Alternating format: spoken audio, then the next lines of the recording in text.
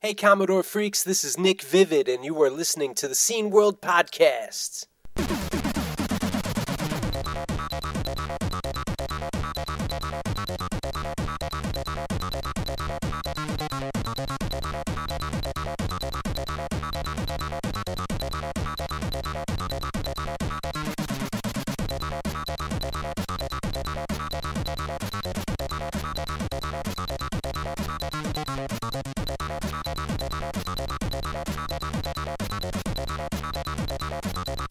It's the Scene World Podcast.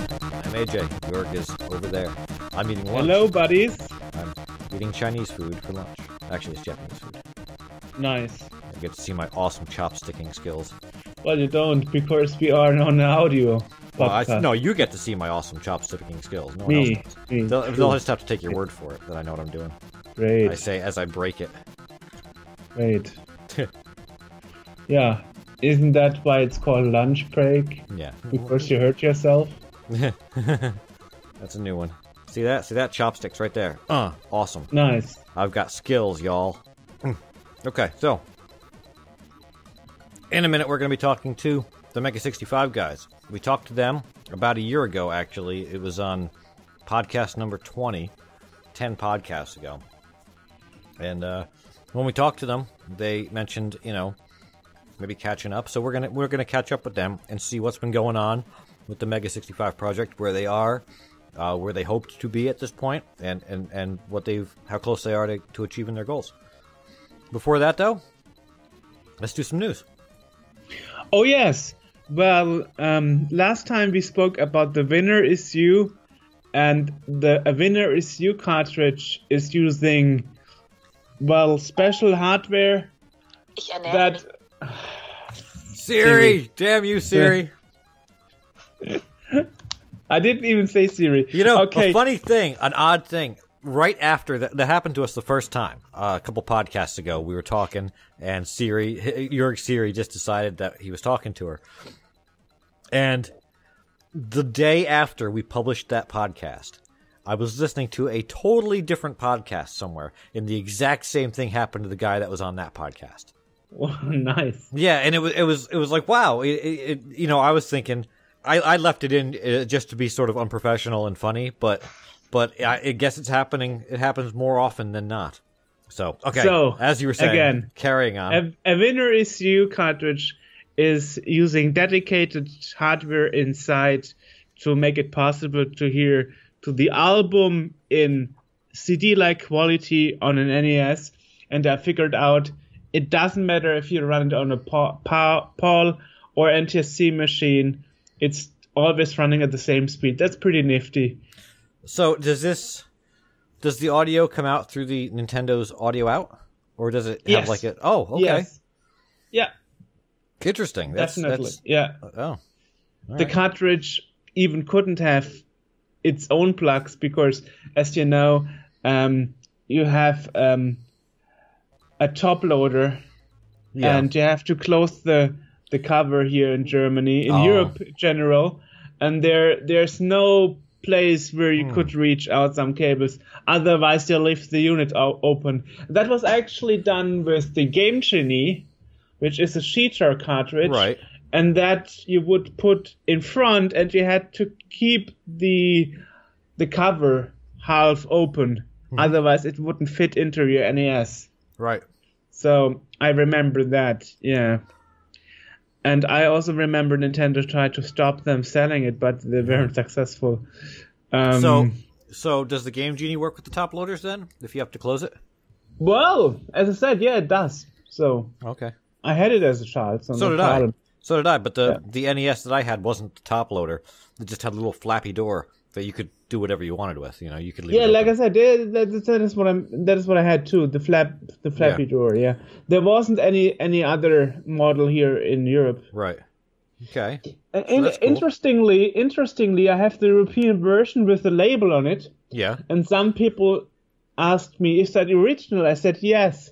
They probably used just American cases and put a sticker on it for European version. Yeah. So, like cheaper. By redoing the case for Germany, it's easier, or Europe, in that respect. It's easier to just produce labels and put them on it. So I probably have a later NES release because the original one that was released in Europe didn't have a label on it. It was just printed right on the case. Right. So anyway, other news is the 8-Bit Magazine issue 2 is out, and it's very, very interesting. It's also talking, for example, about the CD system that was developed for several systems like 8-bit machines, like Commodore, Atari, and so on. That was pretty neat. A CD system for that? Yeah. When was that done? Where you actually could play CD games on those machines. Huh. That was pretty neat. It wasn't successful. It was only released once, but still great. Also, they improved a lot on printing quality and paper quality, so that's a big leap forward. Also, they already successfully kickstarted issue 3, so that will be coming out soon as well. What else happened? Yes, well last podcast we talked to Jens Schoenfeld from Individual Computers. We mentioned when we were talking to him, we touched on the fact that they were going to be producing new cases for the 64. Individual Computers had gotten the cases that had been found. The molds, yeah. Yeah, the molds. Well, Individual Computers has it now, and the announcement has been made about the new cases that are being made, and they're going to be made in actual Commodore colors, the beige or the brown or the black and silver of the SX64. Yeah. And you can find out information about that from Return Magazine, because they're distributing it through Return Magazine shop. So if you go to shop.return-magazine, and that's magazine without an E, because it's German, .de, so it's shop.return-magazine.de. You can see the announcement on it and learn all about that. And I don't know if they're taking pre-orders yet, but I'm sure you can try. Great. Yeah, of course we will link to that in the podcast description as well. So this should make a lot of people happy that were not happy about the blue and the clear and the red cases. A lot of people were kind of annoyed that they were making these things that were not official original Commodore colors. And how even there was a limited original cream colored. I've even seen people complaining about how that was not exactly the same. It's a little bit lighter than the version that Commodore used. And my argument, I debate against that, because I've got a couple of different machines. I've got a 64C here that I use. That's my actual 64C. And the case that is in, which is an original case, is like, I've got two 64Cs. That case is a slightly different shade, and it's smoother, and it's like weirder, different plastic and stuff. So within Commodore, they weren't consistent with their colors and their materials and everything. So, I mean, if it's beige-ish, I think that's pretty much what Commodore would have done. Well, I mean, Commodore produced stuff everywhere, like West Germany, like Malaysia, like China, USA, UK, in all sorts of countries. Mm-hmm. So, of course, you would have differences. And they also like to use whatever happened to be laying around at the time to make it. Yeah, especially in the later years. Yeah. 94, 93, when they were a bit out of money. Yeah. And then when Ascom took over 95, before they went bankrupt in 96, they actually used whatever was laying around. Mm-hmm. Right. Yeah. Also, when they did that Aldi model that didn't even have a label on it, it was just, you would say, imprinted, I guess. Yeah. In the case itself, because that was cheaper than even printing a label and put the label on it. Right. So they found extreme ways of saving money. That was amazing. Well, so other news is actually the Superboy S was released by Hyperkin last Christmas. Okay. And that's great because it's a portable Super NES, and the Superboy S compared to the version 1 and version 2 from 2012 is actually that now you can play PAL games, Okay. and not only Japanese and American NTSC games. So there's a switch, and it works perfectly. It's really, really lovely. So who's making that? That's not an official Hyperkin. Nintendo? Okay. Hyperkin, yeah. Okay. Interesting. Yeah. They also did the FC Mobile 2, which is an NES clone. And their last product, the FC Mobile 2 PAL version, wasn't very successful because it played games too fast. Okay. It only played it at the correct speed if you connected a TV to it, which is kind of defeating the purpose of a portable system. Yeah. If you have to hook it up to a TV to play. Yeah. So that product here is very good. I was really having tears in my eyes by that crystal clear quality. It's real stereo. It's a very, very good speakers quality inside. I was very, very impressed. Oh my god. And it's working with all the 3D ship games in it, you know, like Star Fox 2 and so on. So it's compatible with everything that I tried so far, even the special cartridges that normally wouldn't work on emulated versions of the Super Nintendo. Okay, cool. Yeah, that's pretty nifty. Well, what else haven't? You gave a speech. Yes, at the Power Up video game conference by Zettabyte Marketing.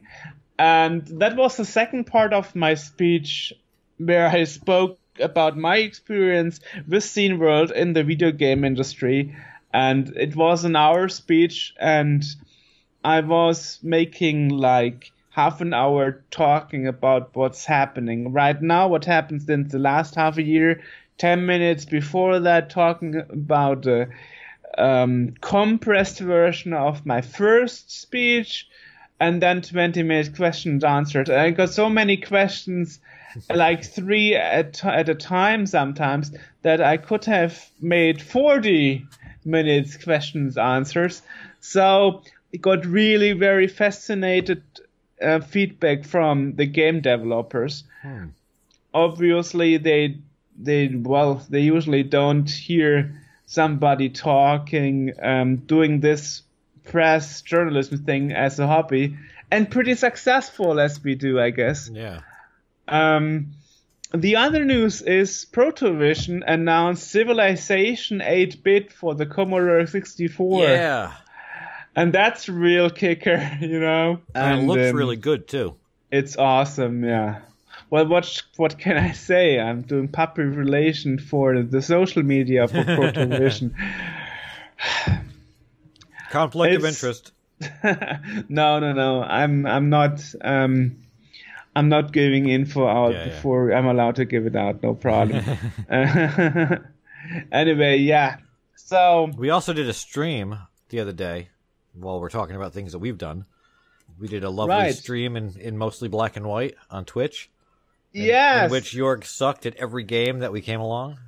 Yes.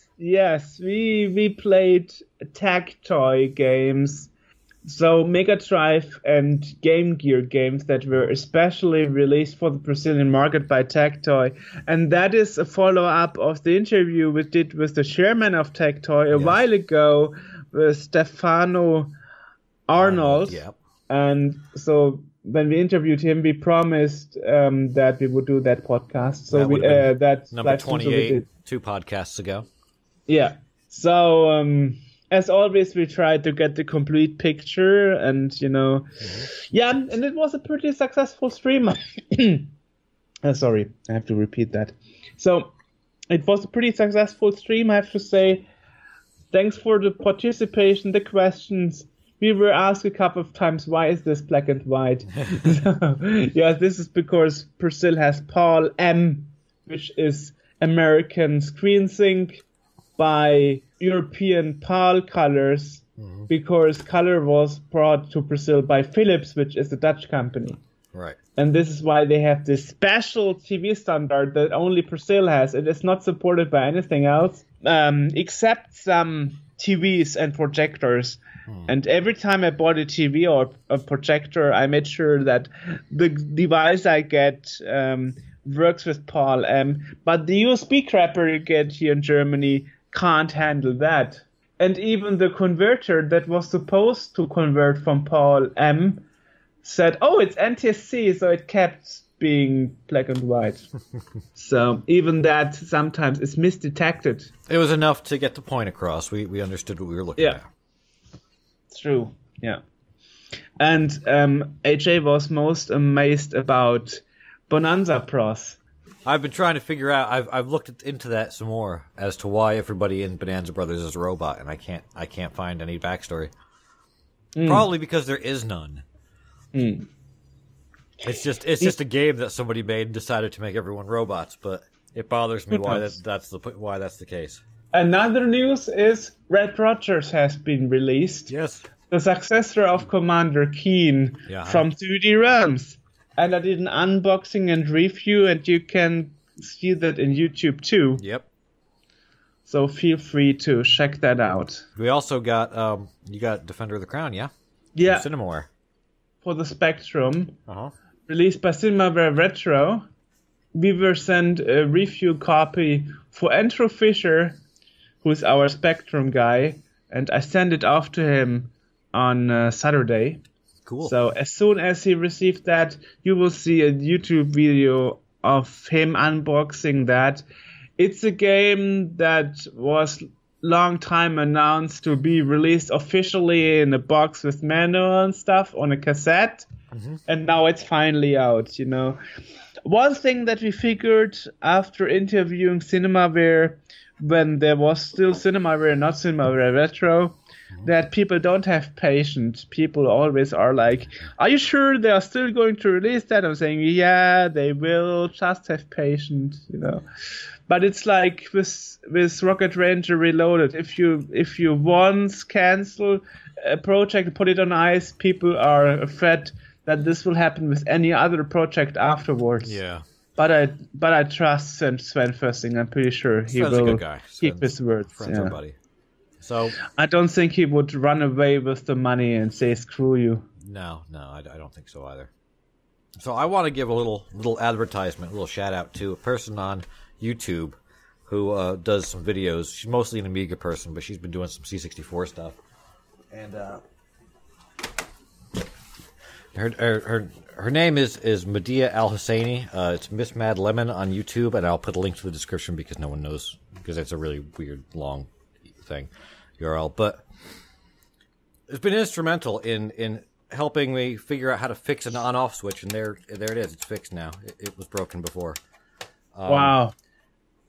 And that was a Commodore, that was not a C64. an Amiga. That was a C64. Yeah, I do have an Amiga on the way. I am happy to report I'm getting an Amiga 500, and I know nothing about the Amiga, so this will be a fun learning experience for me. I always insisted to not learn another system, so everybody is trying to sell me an Amiga. I always say no, I don't have the energy to learn another computer system. Well, I've always wanted, when I was younger, I always wanted an Amiga. I wanted an Amiga 1200 is what I wanted. And I had saved up almost enough money to have it when I was in like high school. I saved up every money that I had, every penny I had until I had enough to buy it, and then Commodore went out of business, and I couldn't buy it anywhere. So I've never had one. And so does this mean in the future we will see Amiga game coverage from you? Potentially. I don't know what exactly. There's no real purpose for me to have it because, back then that was going to be the upgrade of my computer. That was going to be what I was going to use as my main machine, because back in 95 or so when you could do that. But now it's just a matter of I've just always wanted one, and someone was like, "Hey, I've got an Amiga 500. Do you want it?" And I'm like, "Yeah." I still would like to have like the 1200 because that's kind of like the gold standard, the Amiga 1200. But the 1200 and the 600 have, they got the problems with the batteries and the capacitors and everything leaks, and it's hard to find one that's still intact. Whereas the 500, I don't think really suffered from that too much. So and the 500 is kind of the baseline model that you can get. So I don't really know much about it. I've got bits on order. I've got like new Kickstart ROMs coming, and I've got new Workbench. I don't think it comes with software. I didn't ask the guy, and he didn't specify. So I've got new Kickstart ROMs. I've got new Workbench discs, and well, they just released the new Amiga OS like 2 years ago, last year. Last year I think it was. But that won't work on a 500. That's got to have a Power PC or an acceleration. Okay. I think 3.1 is the last one that'll work on a classic Amiga. It's still interesting that Amiga is still around in a way, but there's far less development than for the Commodore 64, unfortunately. Still, really, I thought it was just about equal because the Amiga guys were pretty diehard. Not in the hardware area, I guess. Oh, okay. And not so much games like the Commodore 64. No, anyway, we will figure that out. Well, the 64 has had a real kind of, in the past year or two, has really had kind of another, like a second wind in game development and everything. People are coming out with new, like, commercial-ish titles. I mean, obviously I don't think you need to really spend money on them. They'll show up. There was a game that was just put out. It's on cartridge, and you have to... It's an adventure game. It was so weird because I'm looking at the specifications, like what you need to run it, and it's like you need to have Windows 7 or better, Mac OS 10 point whatever, Commodore 64. And it was so weird. You mean to the see RPG? That. Yeah. Not an adventure. The RPG that is on Kickstarter right now. Right, yeah. Well, Okay. adventure, RPG, whatever, same thing. No, it's not. I hated RPGs. That is why I didn't buy it. I'm sorry. Really, I liked RPGs. No, I don't. So this is why this is the only Kickstarter on the C64 game area that I didn't spend my money on because I'm not interested in RPGs. Well, plus it was, a stupid amount of money for a cartridge. But yeah, still. Yeah, but I mean, it's there's been a lot of stuff like that, and Pond Software has been coming out with all kinds of stuff this year.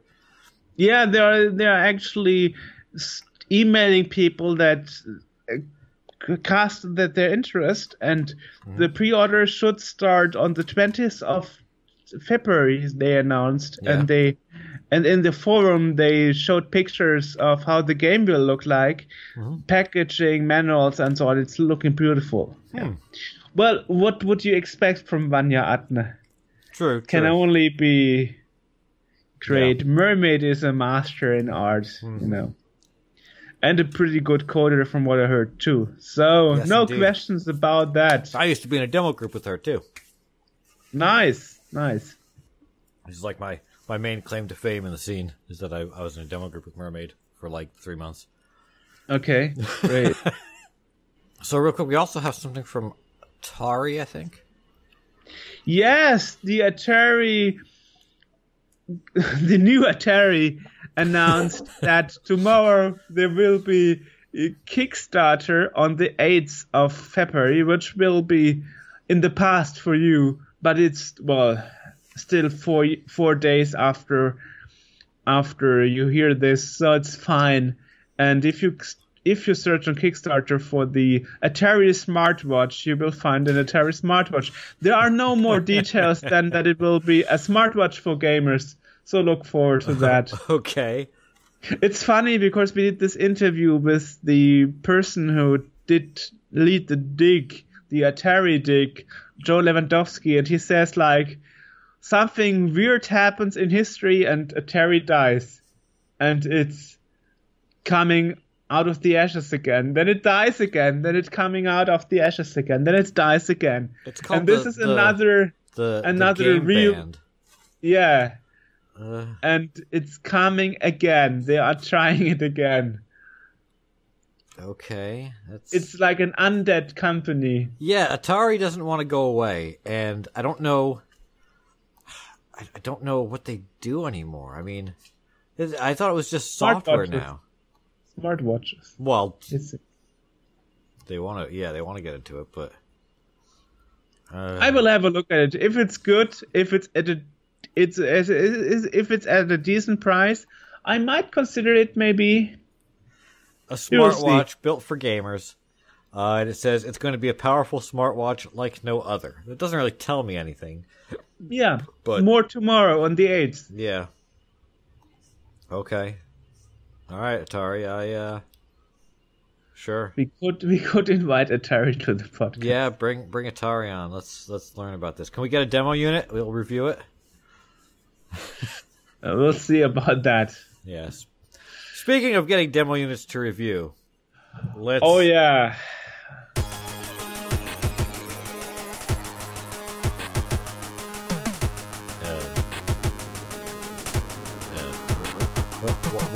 Why do we have music playing? Because this is a special moment in our podcast. Oh? Yes, because recently we got a review unit of Thimbleweed Park. Oh, yeah. And now we have the pleasure to talk about that. It's the next new game from Ron Gilbert. We all know him from games like Zack McCracken, Maniac Mansion, and he is also Monkey the inventor Island, of the Monkey Island. Scum interface, Monkey Island, yes. And in the first quarter of this year, he is releasing Thimbleweed Park, and so we got a press review, and we had the fun to play it. AJ played it on his Mac, I played it on my Windows 10 PC. Yep. So let's talk a bit about that. Absolutely. I liked it. I'm not really much of a gamer. Like I cover this stuff, but as far as being a hardcore gamer, I never really was one. That really, but this game, playing this, kind of reminded me that I did actually play games, and I did enjoy it. I used to play Monkey Island and Maniac Mansion. Well, not so much Maniac Mansion. I didn't play them much on the C64. I played them on the Mac, which were pretty much straight ports to the Amiga versions of Monkey Island, and even like Loom and stuff like that. And I loved those games, and this was pretty much the same thing. This was, that sort of genre, and it right down to the graphics and the animations and everything. I mean, it was straight out of that. It was straight out of that time period and everything. It was well done. Yes, well, what I really like about that is the kind of jokes he has in it, where he refers to jokes that you wouldn't expect, like making a reference to Monkey Island or something, Yeah, well, that's a main thing they used to do. There was a section in Monkey Island 2, I think. No, maybe the first Secret of Monkey Island, where he walks into a bar and he's talking to one of the pirates, and the pirate just goes on and does a whole advertisement for another game that they're doing. Yeah. So I mean that's the kind of thing that I'd come to expect from these games, and it was nice to see it back in there. Well, one part I really liked is in Maniac Mansion you had a chainsaw, but no gasoline. Right. So like, okay, what's a chainsaw for? You have no gasoline, you cannot even turn it on. And on Maniac, on Zack McCracken, when you were on the Mars, there was a unit of gasoline. And if you try to pick it, it says, sorry, this is for another game. Yeah. And funny, Yeah. And so it's also interesting to mention that this game is based on a different technique. It's not based on a advanced Scum engine. Right. It's It based looks on something new. It looks like the Scum engine. It feels like the old Scum engine. But obviously I'm sure it's based on something different, because, to use the same thing would be problematic today. But I mean, it feels and looks just like the old games. And you can look on YouTube, and there's a couple of places that have kind of run-throughs of the game so far. I know IGN's got one.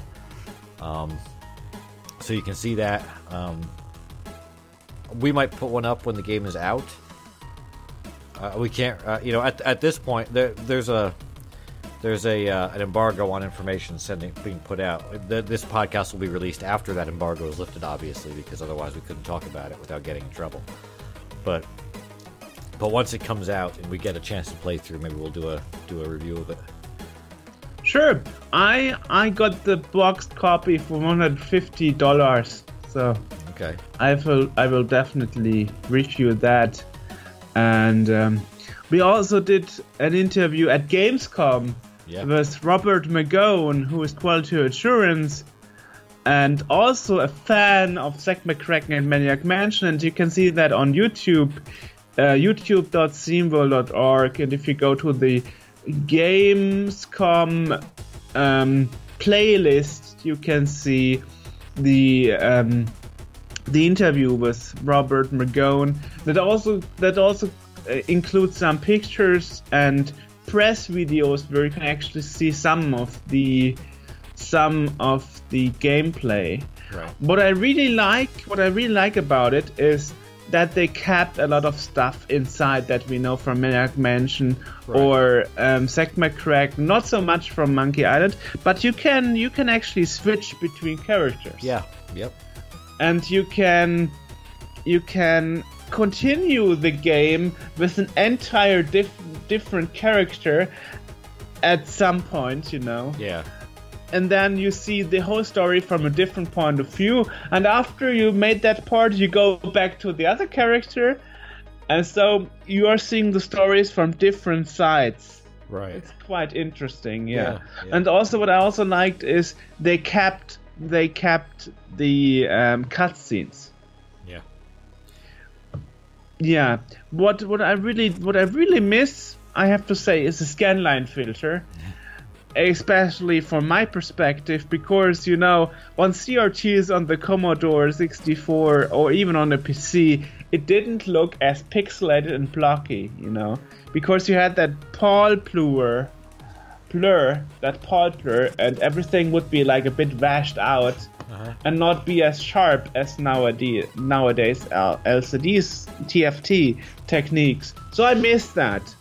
And hopefully, maybe they will put it in at a later point after some patches, who knows. Yeah. But right now it doesn't appear to be in there. That's not really that much of a deal breaker for me. When I played Monkey Island and I was on a 6800 based Mac, you know, and it was on a VGA caliber monitor. So, you know, a lot of the C64 and Amiga and stuff, you're working with a monitor that is essentially a TV. You know, it's a 640 by 480 resolution thing, and it is a little fuzzy. But when I played it, I was playing it on a much higher resolution thing, so I didn't really have that much blur or the washed out colors or anything. It is different from, you know, an LCD, but, you know, I didn't really notice too much difference as far as that goes. And I've actually got the games. I've played them on my laptop here. I've got the Scum VM, the virtual engine for it. So I've played some of them on this, and, you know, it's fine. So does the Scum VM actually, does that have the filter? I don't know. I have no idea. Yeah, I don't know. That's a good question. Interesting, Ron Gilbert, Gary Wetnick, and all the rest of the team from the original game, you know, they really made a good job, I think. Mm-hmm. Yeah. It does. And have it. yeah, what I also miss, but they made that clear from the beginning of the Kickstarter, is that there's no retro like video game music inside. It's just like modern music. It's good atmospheric music, but I would have preferred if it was, you know,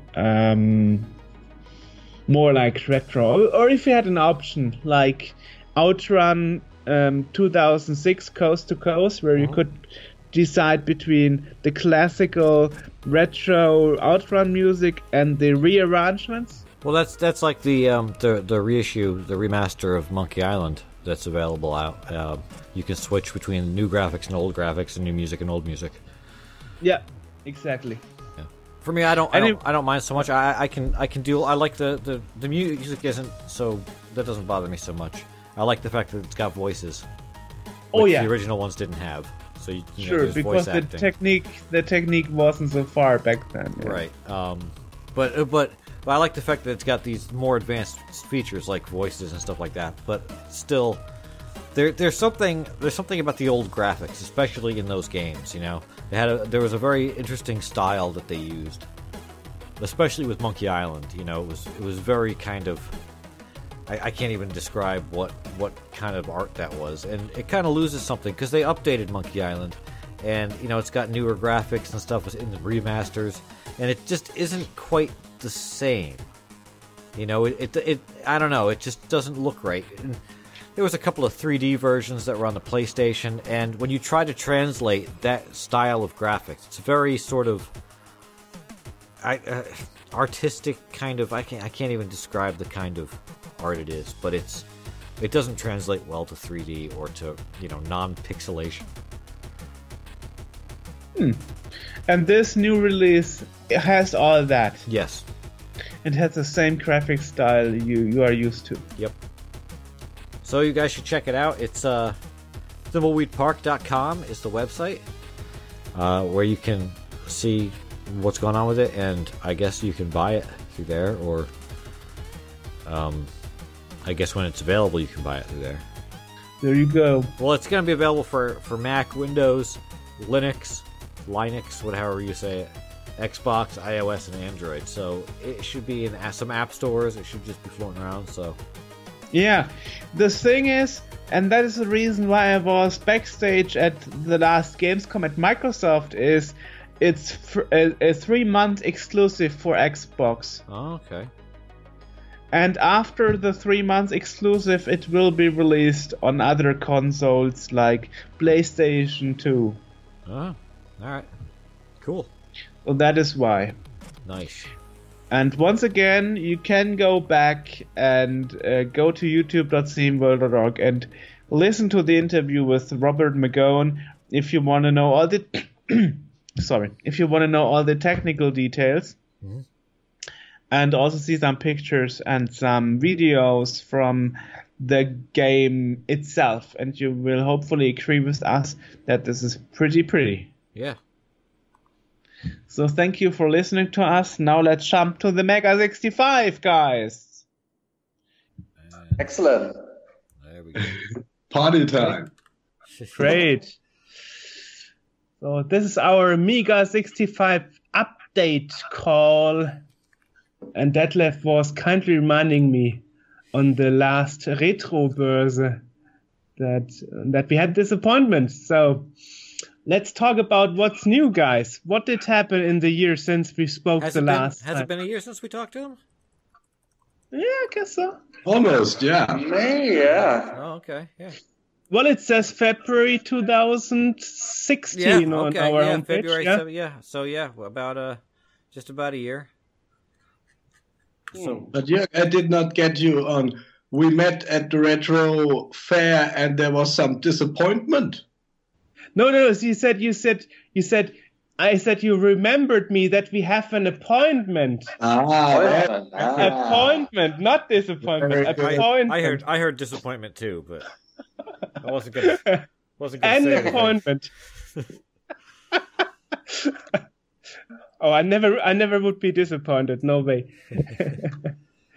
No, okay. So I guess the year in between. So I think this time last year we had made the prototypes based on the 3D model of the case, and we kind of got to that initial demonstrable stage with the VHDL where we could boot a ROM and these kind of nice things. In the meantime, it's been an interesting year. If we're honest, for almost everyone involved in the Mega 65 project, it's been an incredibly busy year. Life has happened all around us in a variety of fascinating ways. In most cases, really good ways, but this has meant that we've all had a little bit less time than we would have liked to give to the Mega 65 project. So we haven't made the same amount of progress in the last year as we made in the 12 months prior to that, but we have made some very important progress. So we've now kind of got a list, which I think only has probably half a dozen items on it that are, I guess, things that we see as showstoppers in terms of the VHDL side of things that we need to implement to say, yeah, we have something which is a good version 1 of the Mega 65 that we can then refine. And so there's been a number of things that have been fixed. The SD card support is now much nicer. We now have a nice disk menu instead of this horrible thing that I'd written in about 15 minutes for choosing disks off the file system. And the mounting of disks happens through the hypervisor on the Mega 65.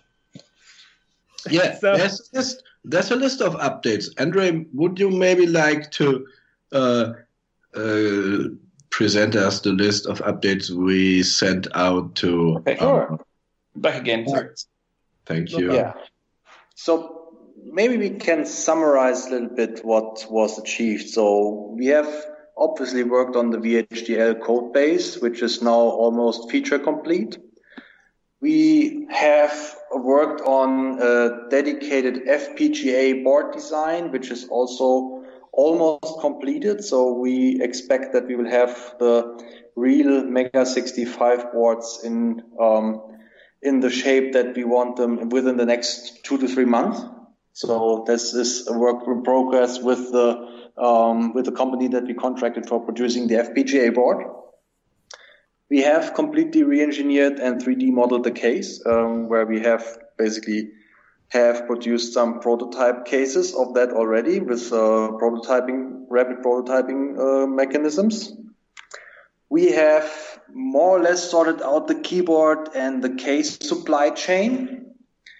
So this is also in a good state currently. We have, which is basically more new, GEOS support secured. So we will also have possibility to run GEOS on the Mega 65, potentially also in higher resolutions than was possible on C64. So we have also permission, obviously, to use the GEOS code base. And we have several fully assembled prototype machines as of yet. And this is a very good situation to be in. May I add that we are also allowed to distribute our special GEOS version with a machine. Who took GEOS over again? Was it Jim Brain or something? I remember it was a pretty much known name in the... Morris Randall. No, there was somebody after that who took over GEOS. Was it Morris Randall? Seriously?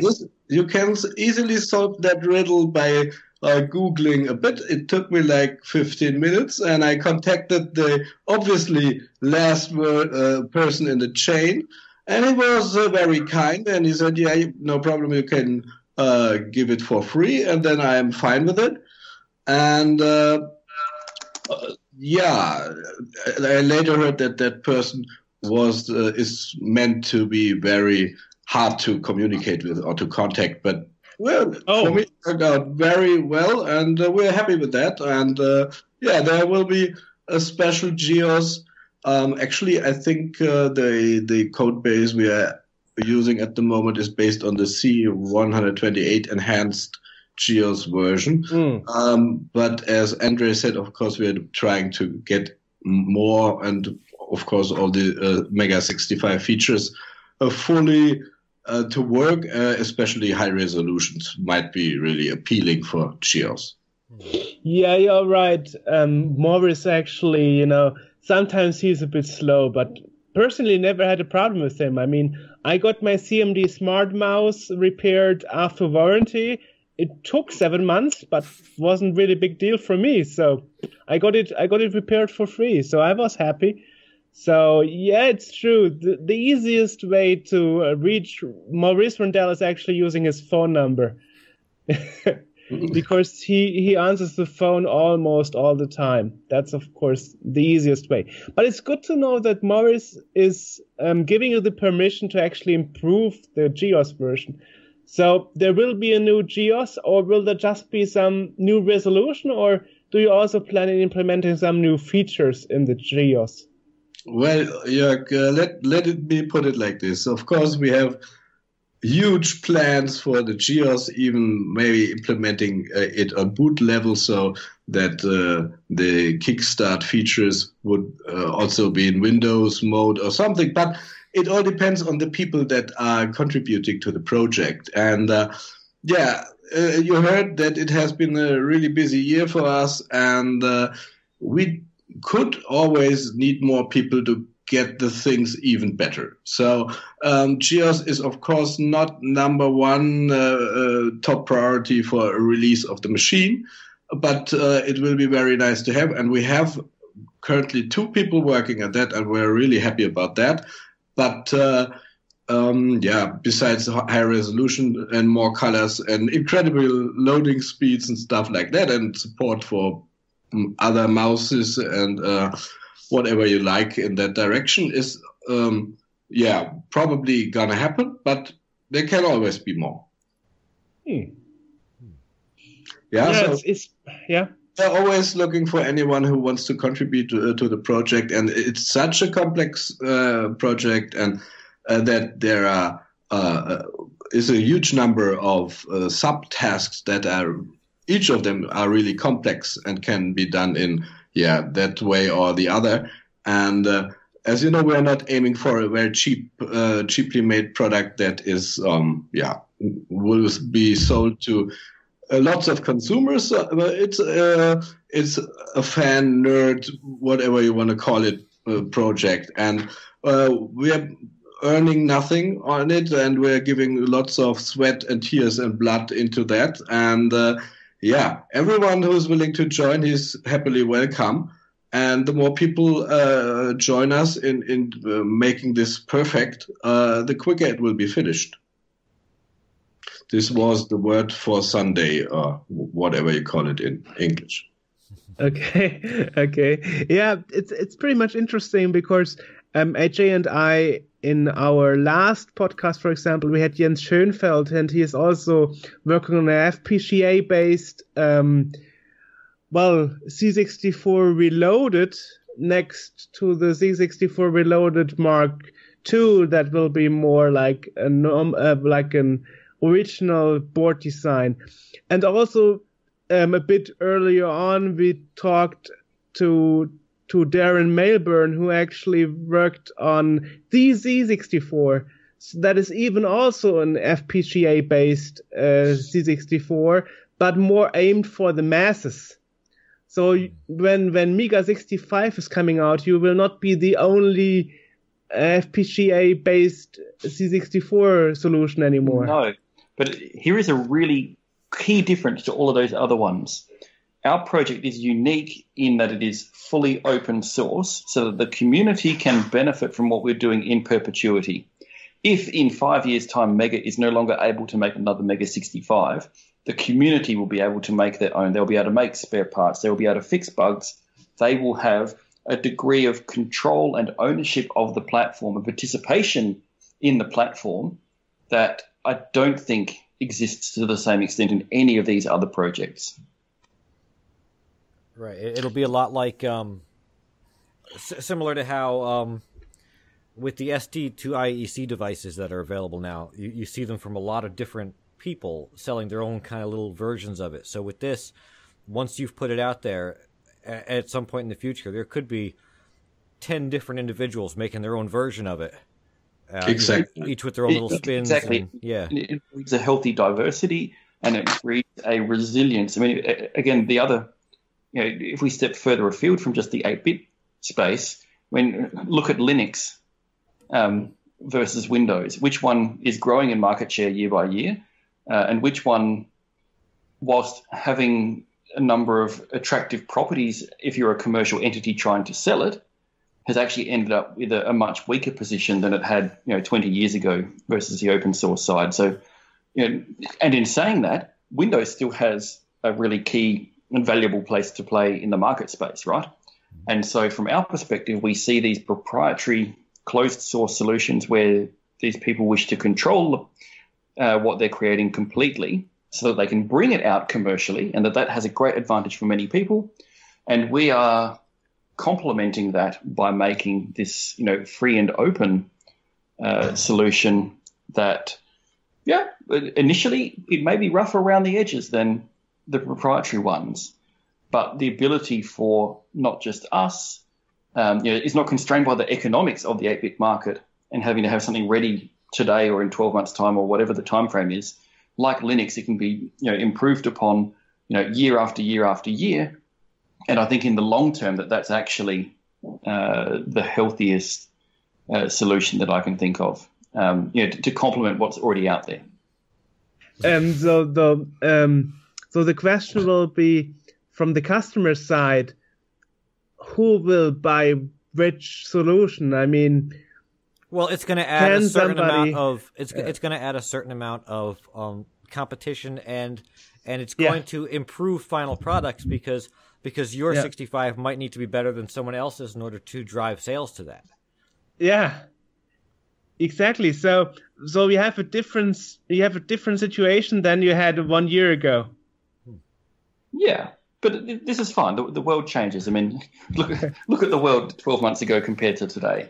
The changes that we have in the 8-bit market space are, shall we say, very subdued and nuanced compared to some of the other changes that have gone about in the world in the meantime. Which, again, from our perspective, I think the people we will attract, some will be attracted just because of what the thing can do, and that's fantastic. And others, I think, will be attracted by that this is a solution which is long term, that it doesn't matter,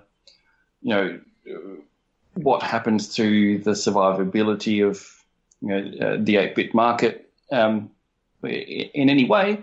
They will continue to be able to to enjoy what they have, and if they so choose to address issues that they see with that, and potentially as we say in a number of years' time, someone else may actually pick up what we're creating and release an even better version that comes in. I think it's actually, for us, it's one of the really beautiful things, about this approach. I guess, if you like, we're social technologists in that we are creating technology for the social good. If in the process of doing that, someone else, comes along and, if you like, cuts our lunch by doing it even better than we are, and it's as open as what we're doing now because they've used what we have, then actually they're saving us a whole pile of work to do that. It would be perfect. What defines civil society is people sharing and contributing to the well-being, the commonwealth of community, and we're very happy to be playing our part in that. So is just the software side that will be open, or do you also plan to make it possible for everybody to reproduce the hardware, like the cases, plans for the cases, plans for the circuit boards? Will even be the hardware open source kind of? To the full extent that we're able to do so. The unfortunate reality of making hardware is that this is not always as easy as possible. We have, I think, some very exciting options for getting the PCB made and making it available in the long term in a robust kind of way. Whether that allows us to make that circuit board fully open source, I'm not sure. I suspect that in the very least the schematic for it will be out there. And if someone really wanted to go to the effort of, relaying the board out and making their own, I don't see why they wouldn't be able to do that. And for the hardware, and this has been one of the interesting challenges over the past 12 months as we think about the right way to make the case and the keyboard, because the non-returnable engineering costs for making plastic injection molding for something the size of a computer case is significant. We're talking many tens of thousands of euros in all likelihood to do that. I suspect even making the keyboard from scratch would cost 10 to 20,000 euros to do all the engineering, to the point where we can say, okay, we can now start churning out keyboards at a nice low price. So you will make 3D printed cases instead to keep the price lower? I wouldn't know that's a false economy. Because if you do 3D printed cases, not only is the quality inferior, but the per unit cost of those may actually be higher than the amortized cost.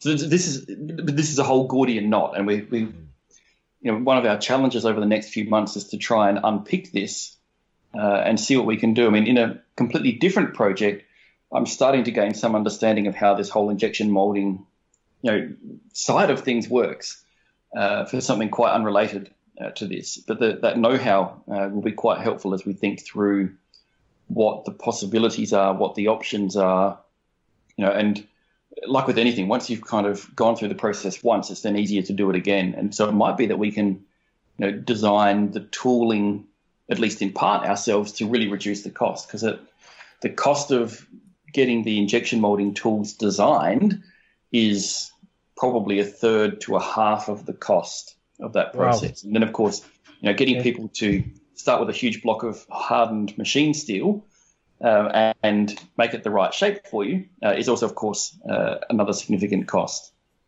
And then there's this whole kind of trade-offs that come into these things of, do we get, if we get that kind of tooling made, we can partner with a manufacturer in China, for example, and they can make it for us and they can look after the mold, and we say, okay, we need 400 cases or 1,000 cases or 10 cases, whatever, and they will make them, but they will own the tool.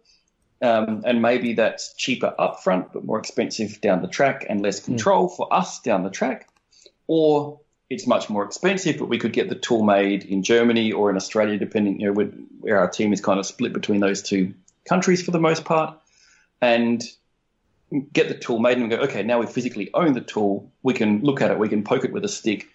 We can take it to any plastic injection molder we like and say, please put this into your machine and turn us out some number of cases. And so these are all possibilities that we're looking through, and they all have really interesting advantages.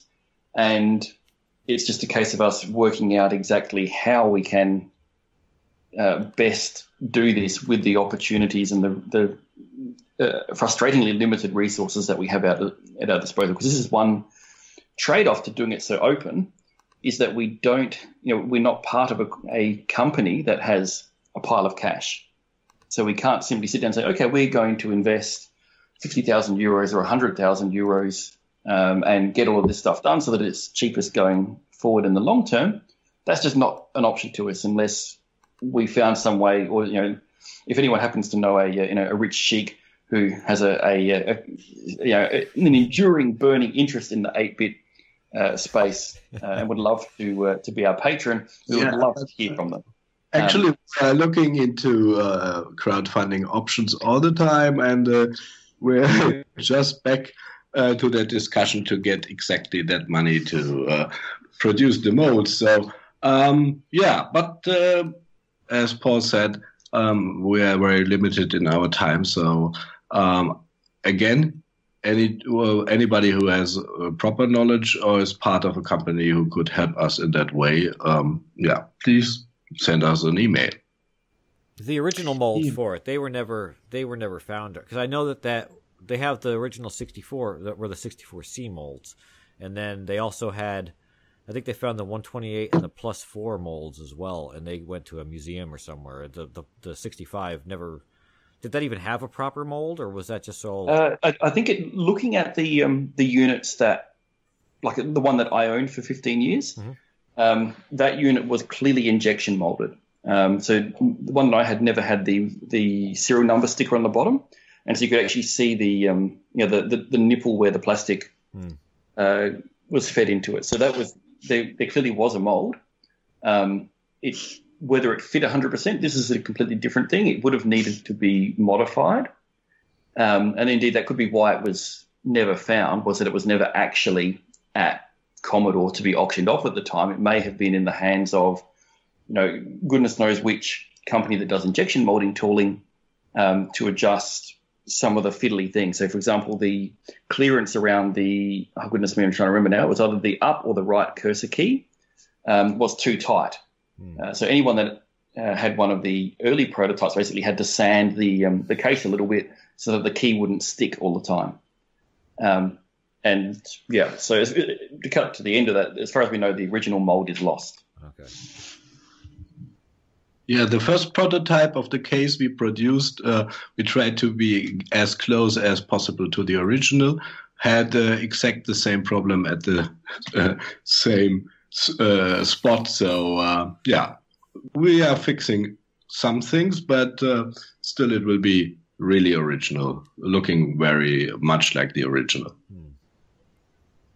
Maybe one thing, because you mentioned Jens Schönfeld, I absolutely raise my virtual hat to him, because he's living from producing stuff like that. And regarding what you said, the mass market or consumer market, when we are looking in those things, we quickly learned that you can maybe for the consumer market sell something like this for $2.99 or something.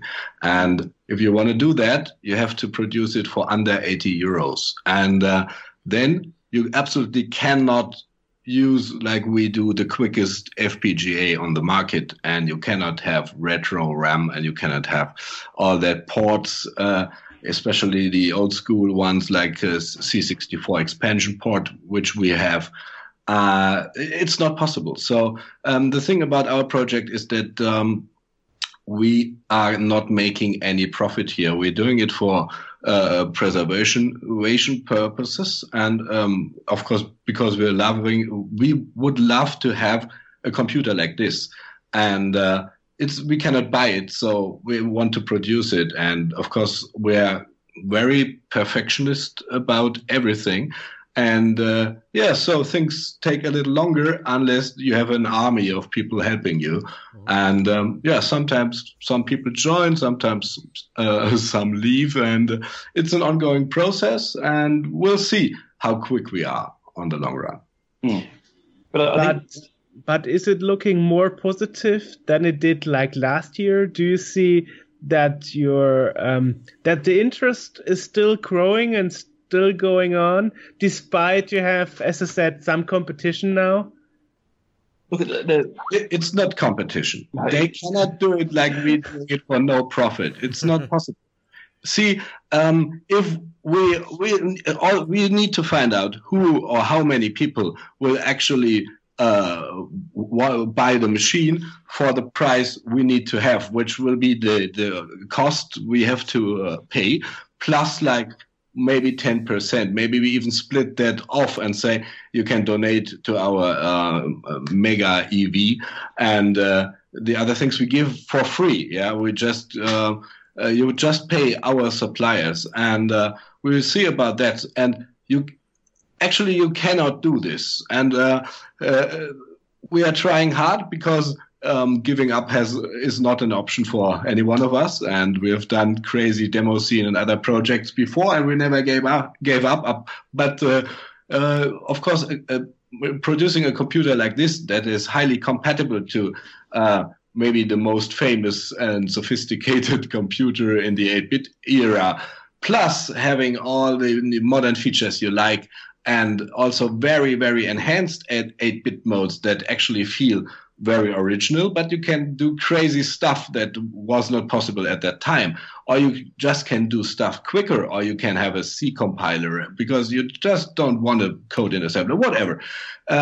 This is something we all want to have, and we want to give it to the community of whatever, freaks, nerds. We'll see who actually buys it. I think people also that got a little bit of money and are not coders might be interested, but it's something for developers, or at least people that are interested how it's working and trying to enhance it. And there might be, we are also discussing this, Andre just asked if we should raise that topic. We are discussing to make a smaller amount, not 1,000, but maybe 100 pieces in the first run, or 200, and to see what the actual reactions is, and give those only to developers or people that want to contribute in one way or the other. And this will be probably, because it's a small series, more expensive than a later version. But it's just something we think would be very, very beneficial to a perfect 8-bit machine. Yeah. And if you keep thinking those things, there might be an ASIC-based version in 5 or 10 years, which is actually very cheap to produce for like 50 euros, and you can have your 199 thing. But doing this in your free time for free, just because you love to do that, takes time unless you have an army of people. It's very, very, and we were still astonished how complex this is. It starts with the little things like, if you imagine the box, not only the design, but you have to produce it in a proper way, and you have to add some paperwork, and there must be warnings today about these things, or the others don't use it as a parachute. If you remember that warnings that were very funny. These are all very complex topics, and there's like 500 of them. Yes, it's true. I mean, I'm actually working in medical devices documentation and testing, and also you have to fulfill some regulations, so you are allowed actually to sell the product to Europe and stuff, right? Mm-hmm. And that's also something you have to take into account when you design a product. Yeah. So we may decide to go into the direction of having something like an early adopter product, which is more of a limited series, as Steph outlined earlier, that will be available then sooner, and probably some more expensive than a cost-reduced one that will be produced later based on an ASIC or whatever more cost-efficient technology. So that's basically the price idea that we're discussing. Yeah. The price of the FPGAs actually goes down over time as well, and this is one of the decisions we made to use this really nice fast FPGA. Is we looked at the previous generation that were $200 a few years back, and now they're $12. And so at some point, the FPGA, which is a single most expensive component, it'll be like, oh, you want one of those horrible, boring old Altix 7 FPGAs? What can you do with that? It only has 0.5 megabyte of the built-on RAM, and you can't do anything in that anymore. And we'll say, thank you very much. We'll have them for $12, please. So I think yes, we can. Yeah, because again, we are playing for the long term. But going back a little bit to the talking about these other really cool things that other people are building as well. I think for the core market and the small productions that we're kind of looking at, I think just because you own a Chameleon or a Mega 65 or a C64 Reloaded, is that going to stop those people from buying 2 or all 3 of those things because they really want to have them? This is not a market, if you like, that's based on essential need in life. We hope it's for people who take these things because they love the things. It's the nostalgia. It's maybe for some of the younger people, it's experiencing some of these the joys of working on a constrained machine. Well, I just remember that when I bought a Commodore 1 in 2002. It did cost me around 500 euros or something, and then at some point the software support stopped, and I never was able to get a decent picture out of it on my VGA monitor. That really killed the fun in it, And so this is a really key point. So the thing that caused that problem is that the core was not open source. So the community could not sustain the software after the vendor stopped support. And there's a whole pile of complex reasons why that's the way it was for the C1. But we remember that pain that many people, including yourself, experienced. And this is, again, it's one of many reasons why we want to do it open source, so that should never happen again. Which means after 20 years of Commodore Reloaded, FPGA, and Z64, you might be the only platform still being around, maybe. And I wouldn't be surprised if that's the case. If you think about it, so Mega is the Museum of Electronic Games and Art. We have a conservatorial mindset from the beginning. We are making this thing so that it can last into the future, which again is why I think if we have the option to own the injection molding tools ourselves, that we would rather do that rather than them being more easily lost in another country. So if we decided, okay, we don't want to do this anymore, we could, if we wanted to, simply go to eBay and go, okay, Mega 65 injection mold tooling, for sale to whoever wants to take it on. Or we might get approached by another group that says, hey, we want to take this on for you. And we go, okay, fine. We gift it to you in return for you looking after the community. So it's all of these, continuity and being able to pass the baton and successor planning and this kind of thing is very much what we're thinking about. Yeah, well, you mentioned it. The museums thing is another thing you're doing, another part of your registered club. That is what EV stands for. So exactly, and we're non-profit, and honestly, the Mega 65 project steals a lot of time from the museum project. Still, we did some exhibitions this year, which were very good, and we're having fun. So, did you actually make plans for how long you want to support the Mega 65? And as you said, things were a bit slower last year than expected. Is the release date being pushed forward or back to a different date? Or it has been the end of last year, so this should probably be the answer. And I hope you looked at the webpage, which we redid, and also we informed everybody via email about the latest things. If that answers your question.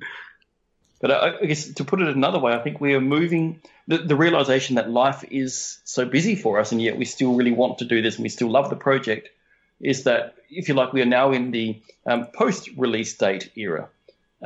We know we don't have the resources to give you a firm release date, and the actual release date will depend on how busy our lives are and how many other people come along to step up to help us bring this to reality to share with everybody. Oh yeah, but you asked how long were we gonna support it? Yes, that was the other question I had. Do we have like a long-term plan once it has been released? Yeah, Do you say like 10 years, 15 years? Yeah, this our baby. I would say we support it until we drop dead. Wow! And if we do everything right, there will be enough people to support it even longer than us. So. This is the idea behind it. Make the whole C64 thing open source, have a good compatibility. We all know 100%. If we want 100%, we need like 5 people working nonstop on that. So it will be 99.99 whatever percent. But also give you the highly enhanced version that is still, as we said, feels like the original. But yeah, I mean, when you code on it, you just find, okay, I can just do 40, 50 times the raster effects or whatever effects I did on the C64, but my code will run. And then you have this CPU enhancement, which gives you more cooler opcodes, unless you say, no, I want the old ones because I'm using illegal opcodes. We want to have that being switchable at any time. So you get everything that a nerd would want. And again, if there's anyone else that produces that machine at whatever price, I mean, personally, I will order 2 of them, as I will when we are in production. So, and if there's a C64, whatever consumer version by anyone else, I will, of course, also buy that. So I don't know how many mad people like me are there on this planet, so we have to find that out. But there are probably some. I'm here as well. We talked about, Jürgen and I had been talking about sort of how the marketplace works and the, different companies that had tried to be sort of Commodore coming in. And I had said to him that if I could buy like the whole Commodore branding and everything, what I would release is I would focus on the 8-bit machines, because that's what Commodore is really good at. And that's where, you can try to make new stuff and they're never gonna be a huge market thing again, but the hobbyists still love those old 8-bit machines. And I love the fact that you're worried that you're focusing on the community effort with this, and you're making it open source and letting anyone really kind of grab onto it and carry on. And I'm thinking that even if through some tragic catastrophe, like it doesn't get completed, the work that you guys have put into it and have documented so far, it's still a success, because the community, is going to have this receptacle, this agglomeration of information that has been produced from these efforts. Indeed, and yeah, thank you. That was a really long long paragraph when I could have just said, "This is really cool." Even if you don't get it done, we still win in the end. But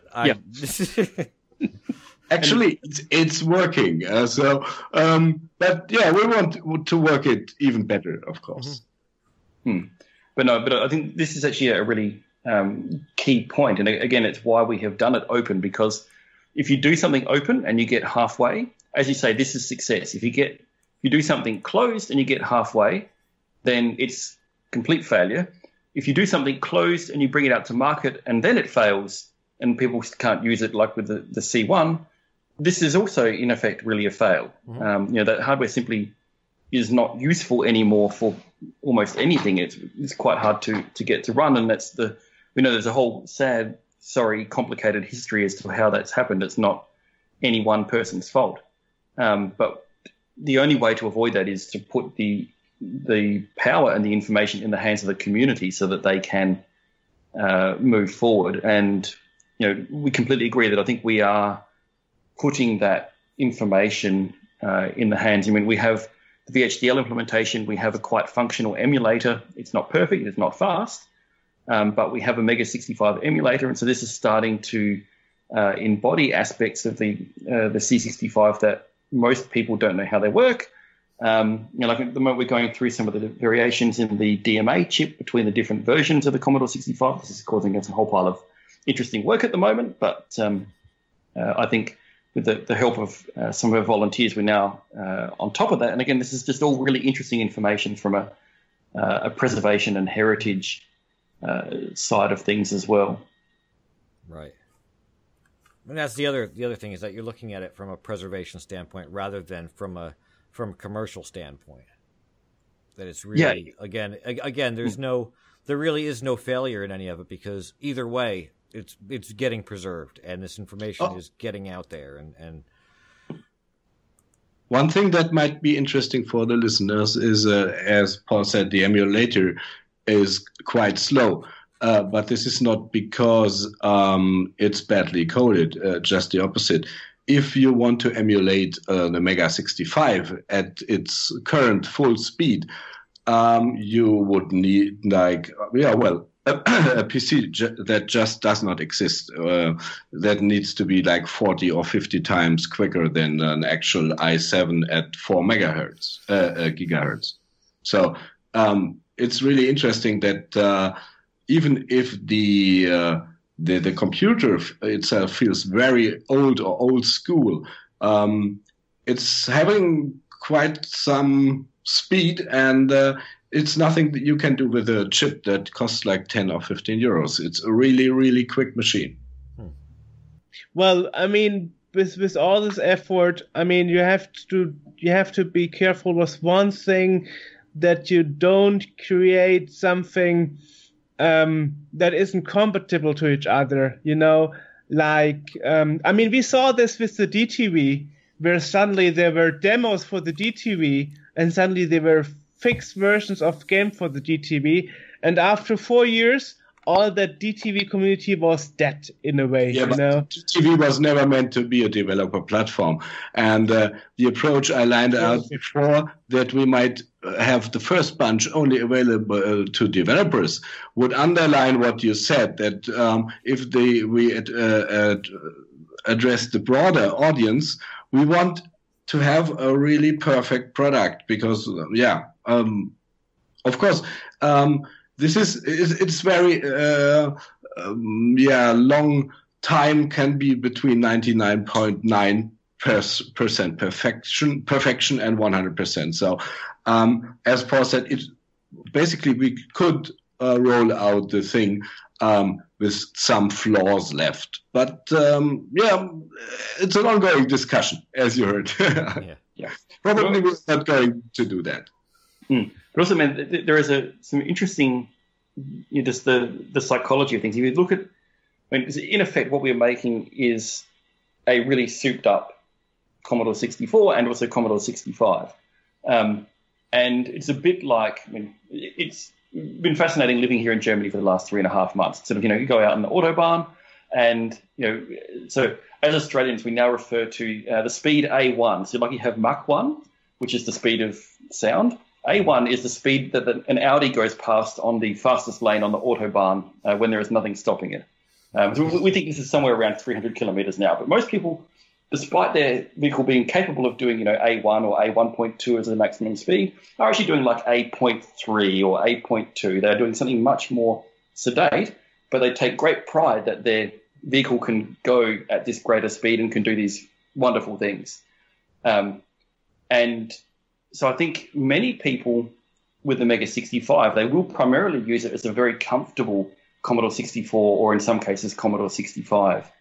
And the number of people who actively do things to operate at the full extent of the hardware, who knows? But my suspicion is that it will be, it'll be a healthy percentage, but it will not be a majority. And we're totally comfortable with that. People, they'll load games up and go, it loads fast from the SD card. This is nice. Or from the real floppy disk.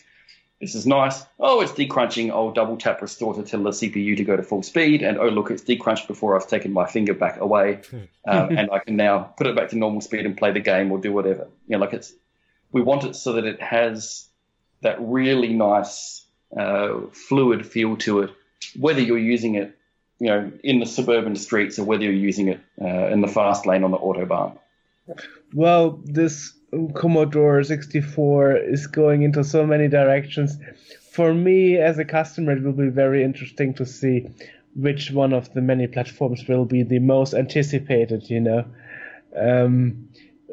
because, I also think, we spoke to other people like the Z64 guy and Jens Schönfeld. Z64. Yes, Z64, and they both said they want to bring out a product for the people who didn't know yet how to code, and maybe get people to learn how to code assembler, because nowadays most people know how to speak English, but they don't know how to code.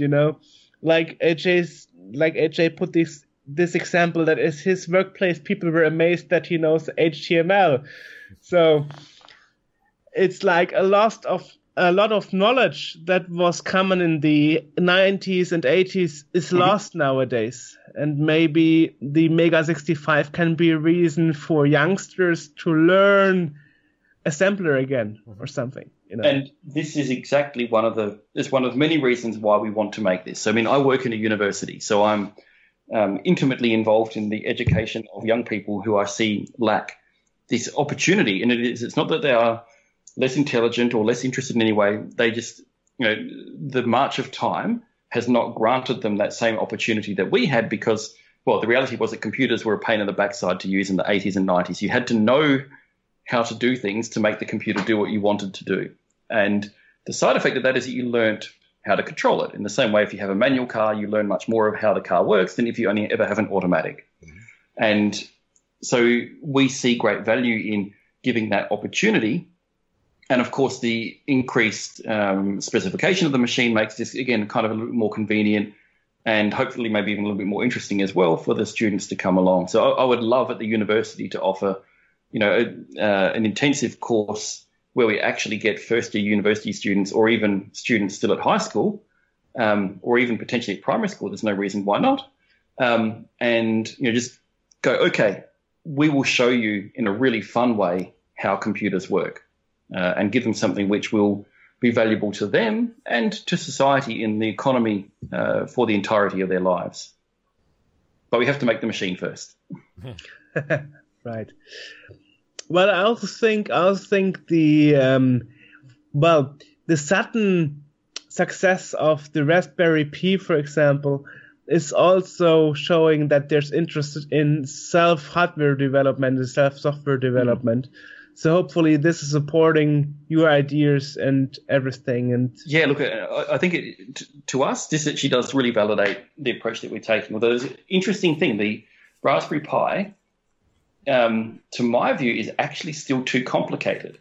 You still have to learn a lot to be able to do something with a Raspberry Pi. It's not like with a 64 where, like you plugged it into your TV, you turned it on, and you go like, what is this blinking ready thing? And then, you could be writing tacky text adventure games by the end of the afternoon if you were really wanting to. If you want to learn the basics of BASIC, yeah. Yeah, that's right. The barriers to entry were almost non-existent. And I think the Raspberry Pi has got the price barrier non-existent, but the complexity of a modern 32-bit CPU and operating system and everything else is actually still there. Like, you can't understand how the software on that works in its entirety quickly, right? That's true. Just Linux as the operating system, and Linux is fantastic, but it is very complicated these days. There's a lot of sophistication in there, which makes it hard for students to understand. And when I have been involved in the teaching of computer architecture, it's clear that students are diving in. You're talking about virtual memory and translation look-aside buffers, and multi-level caches and pipelining and all the rest of it. And the students struggle. Whereas, again, those who came through in the 8-bit era, you're like, oh, a CPU is just this stupid thing that can count. And I had you've got 8 general purpose registers. Luxury. Back in my day, I had 1.5. And so, again, I think that there's value in teaching computer architecture on something so simple. And so we would aim to do that, as well as, some programming in BASIC, some programming in assembler, make a raster split, get them thinking about how video images are generated. Just all of these things that we think will make a real impact. And then it would be great to actually run a research project on that and actually track long-term students who did did the intensive versus those who didn't, and actually see, does this make a long-term difference on, attainment and confidence and, income, if we want to measure, just all of these interesting measures. That's interesting that you mentioned it, because I never learned assembler. I just learned a bit of BASIC, and the first thing that I did when I learned a bit of BASIC was a text adventure. So yeah, so I know that when I was 12 or something, I cranked out my first text adventure. Yeah, but the really excellent thing about that, the amount of algorithmic thinking that you have to absorb, but in this really nice, friendly way as you kind of go through. It is tremendously helpful then for understanding math, computers in general, and a whole pile of things as you go forward in life. It's planning and understanding what happens when you tell something exactly what to do and it obeys you exactly. And you go like, oh, actually, I need to explain these things more clearly and avoid ambiguities and opportunities for misinterpretation. So, we think it's tremendously valuable. I agree. I learned a lot of this. I mean, when I was in elementary school, we learned Logo. And then, in high school, we learned BASIC. And at that point, I already knew BASIC in high school. But it kind of it shaped the way that I look at machines and how I interact with them, and how I can now go into a room full of stuff that I have no idea. I've never touched them before. I don't know how they work. I don't know how they set up. But I can figure it out because of the background that I have acquired through just basic stuff that we had to learn in order to, like you said, just to interact with the machine. You had to understand how it worked and be able to figure out how to do this stuff. And a lot of people are not getting that today. They're not, because everything is so automated and user friendly. Mm-hmm. And user friendliness prevents people from learning the fundamental nature of what's going on. Mm-hmm. This is. It's. I mean, I like to, when I'm trying to convince students at the university that they should learn to program, right? Like, I shouldn't have to convince IT students that they need to learn to program, but many of them, they're interested in managing IT, not doing it. And I'm trying you're missing so much. And I sort of say, well, think of it this way: like if you go to Japan and you go to a restaurant and you speak no Japanese, all you can do is look at the interesting pictures on the menu and pick the thing that you think has the least raw fish or whatever it is that you're trying to avoid. And you are under the control of that restaurant, in fact. You're not controlling them. You're not in charge of your situation. You are completely dependent on them. And they're the one that makes the money. You're not actually generating value. They're the one who's generating the value. They're keeping you in servitude, in effect. But if instead you learn the language and you can go there and say, oh, I would like a blah, blah, blah, blah, blah, blah with whatever, then actually you have much, much more control over the situation. And you are now no longer subservient. You are now in a peer relationship in some way that you can negotiate what you want. You can say, well, hey, I'd love to have the sushi, but can I please have it with, what, in my case, cooked fish inside, please, not raw fish, or whatever the particular thing is. And so this is, the value in being able to interact causatively with a computer rather than merely, symptomatically pointing at the pictures of cabbages on the desktop or whatever it is that you're trying to do. But even if we actually go a little bit deeper and sort of think with the philosophy, user-friendliness taken to its extreme is the newspeak from George Orwell's 1984. Mm-hmm. You can no longer reason, you can no longer think about how to break out of dependence on the corporate entities that are selling you the computers and softwares, right? I mean,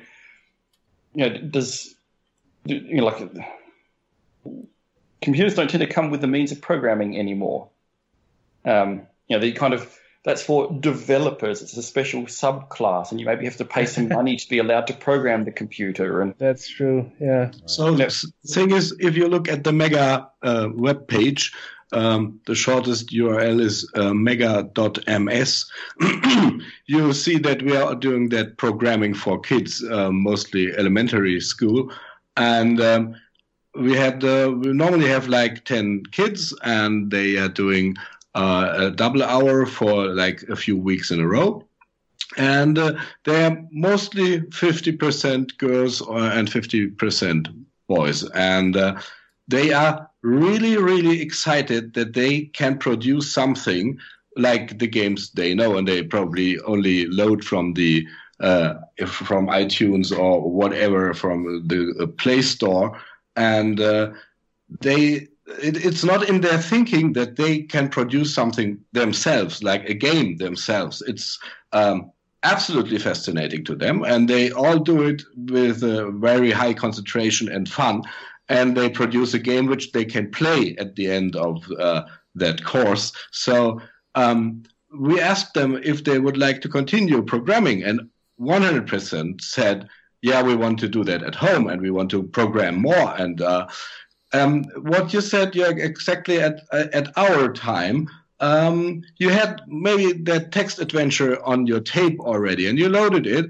And at some point, you were stuck or something, and you hit the run stop button, and you saw that you can view the listing and you can modify the listing. And this is how it started. And as Paul said, there was absolutely zero barrier to do so. And today, the barrier is insanely big. And it's true. Yeah.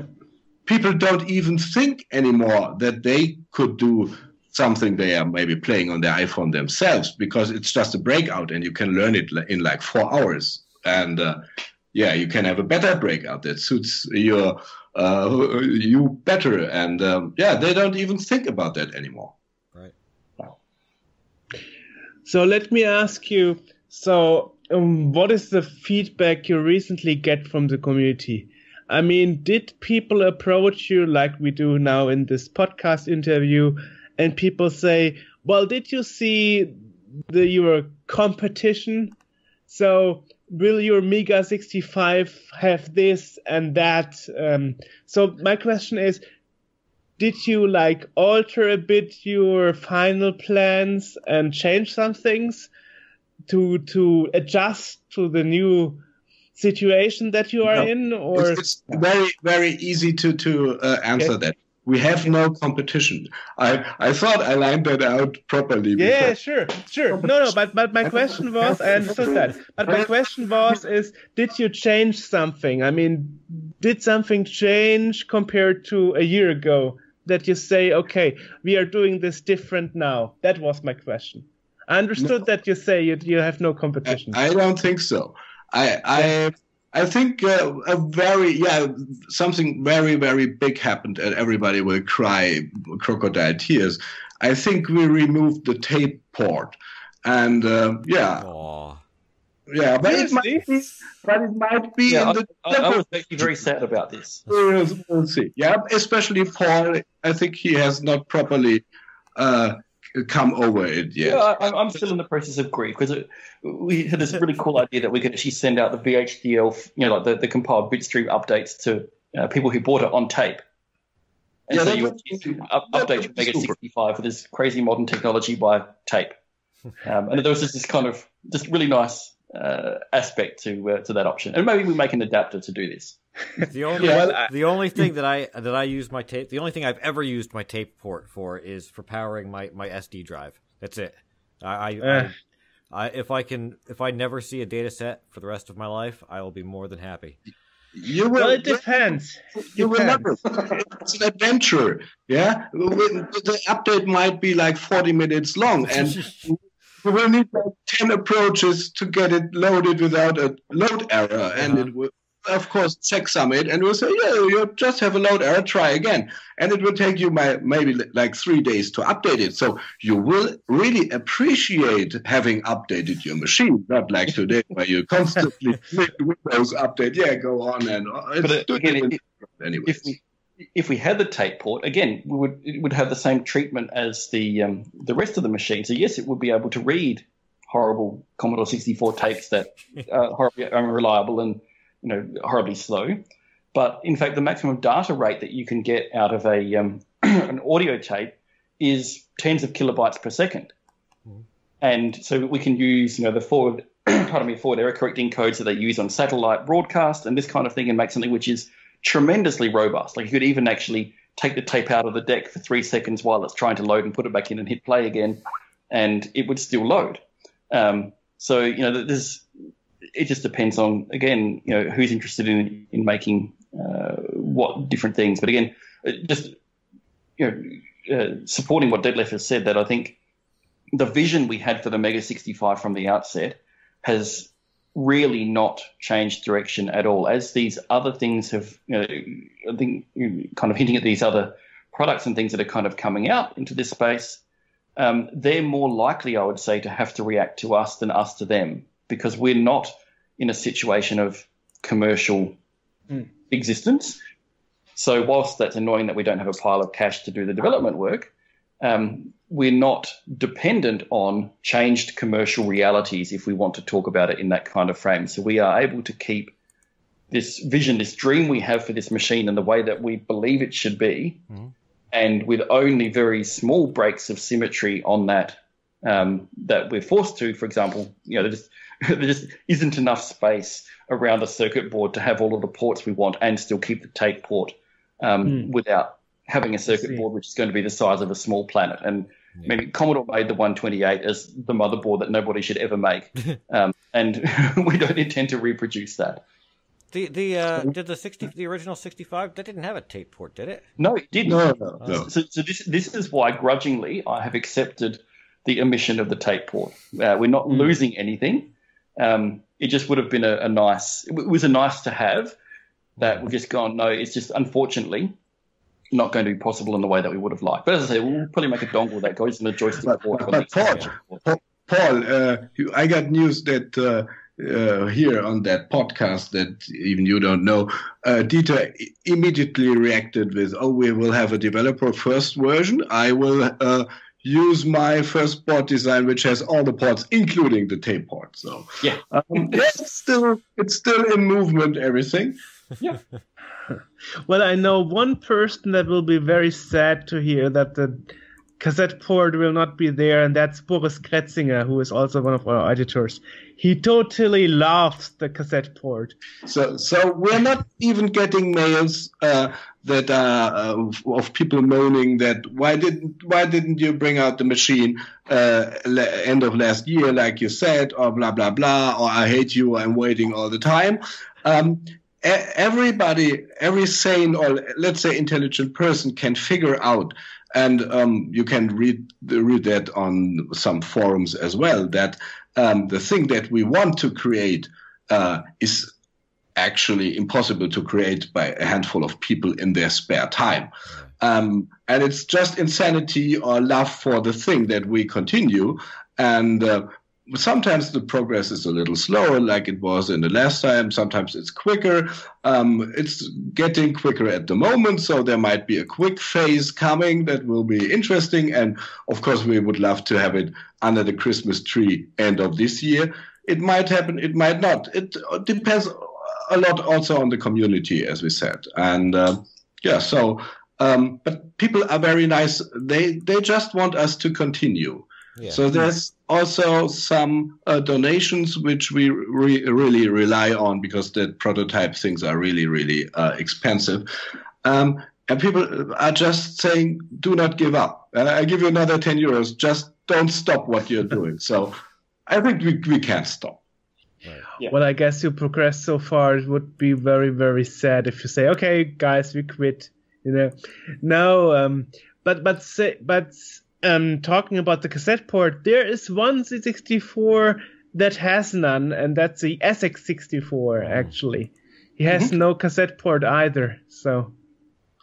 Which leads to 0.0 whatever point incompatibility to certain games, because they... That's true, yes. I was reading about that, about these SX64. Some games don't work because they need the routines for the data set. Yeah. The thing is, limitations make you creative. If you want to have something cool, but you're very limited, you need to be very creative.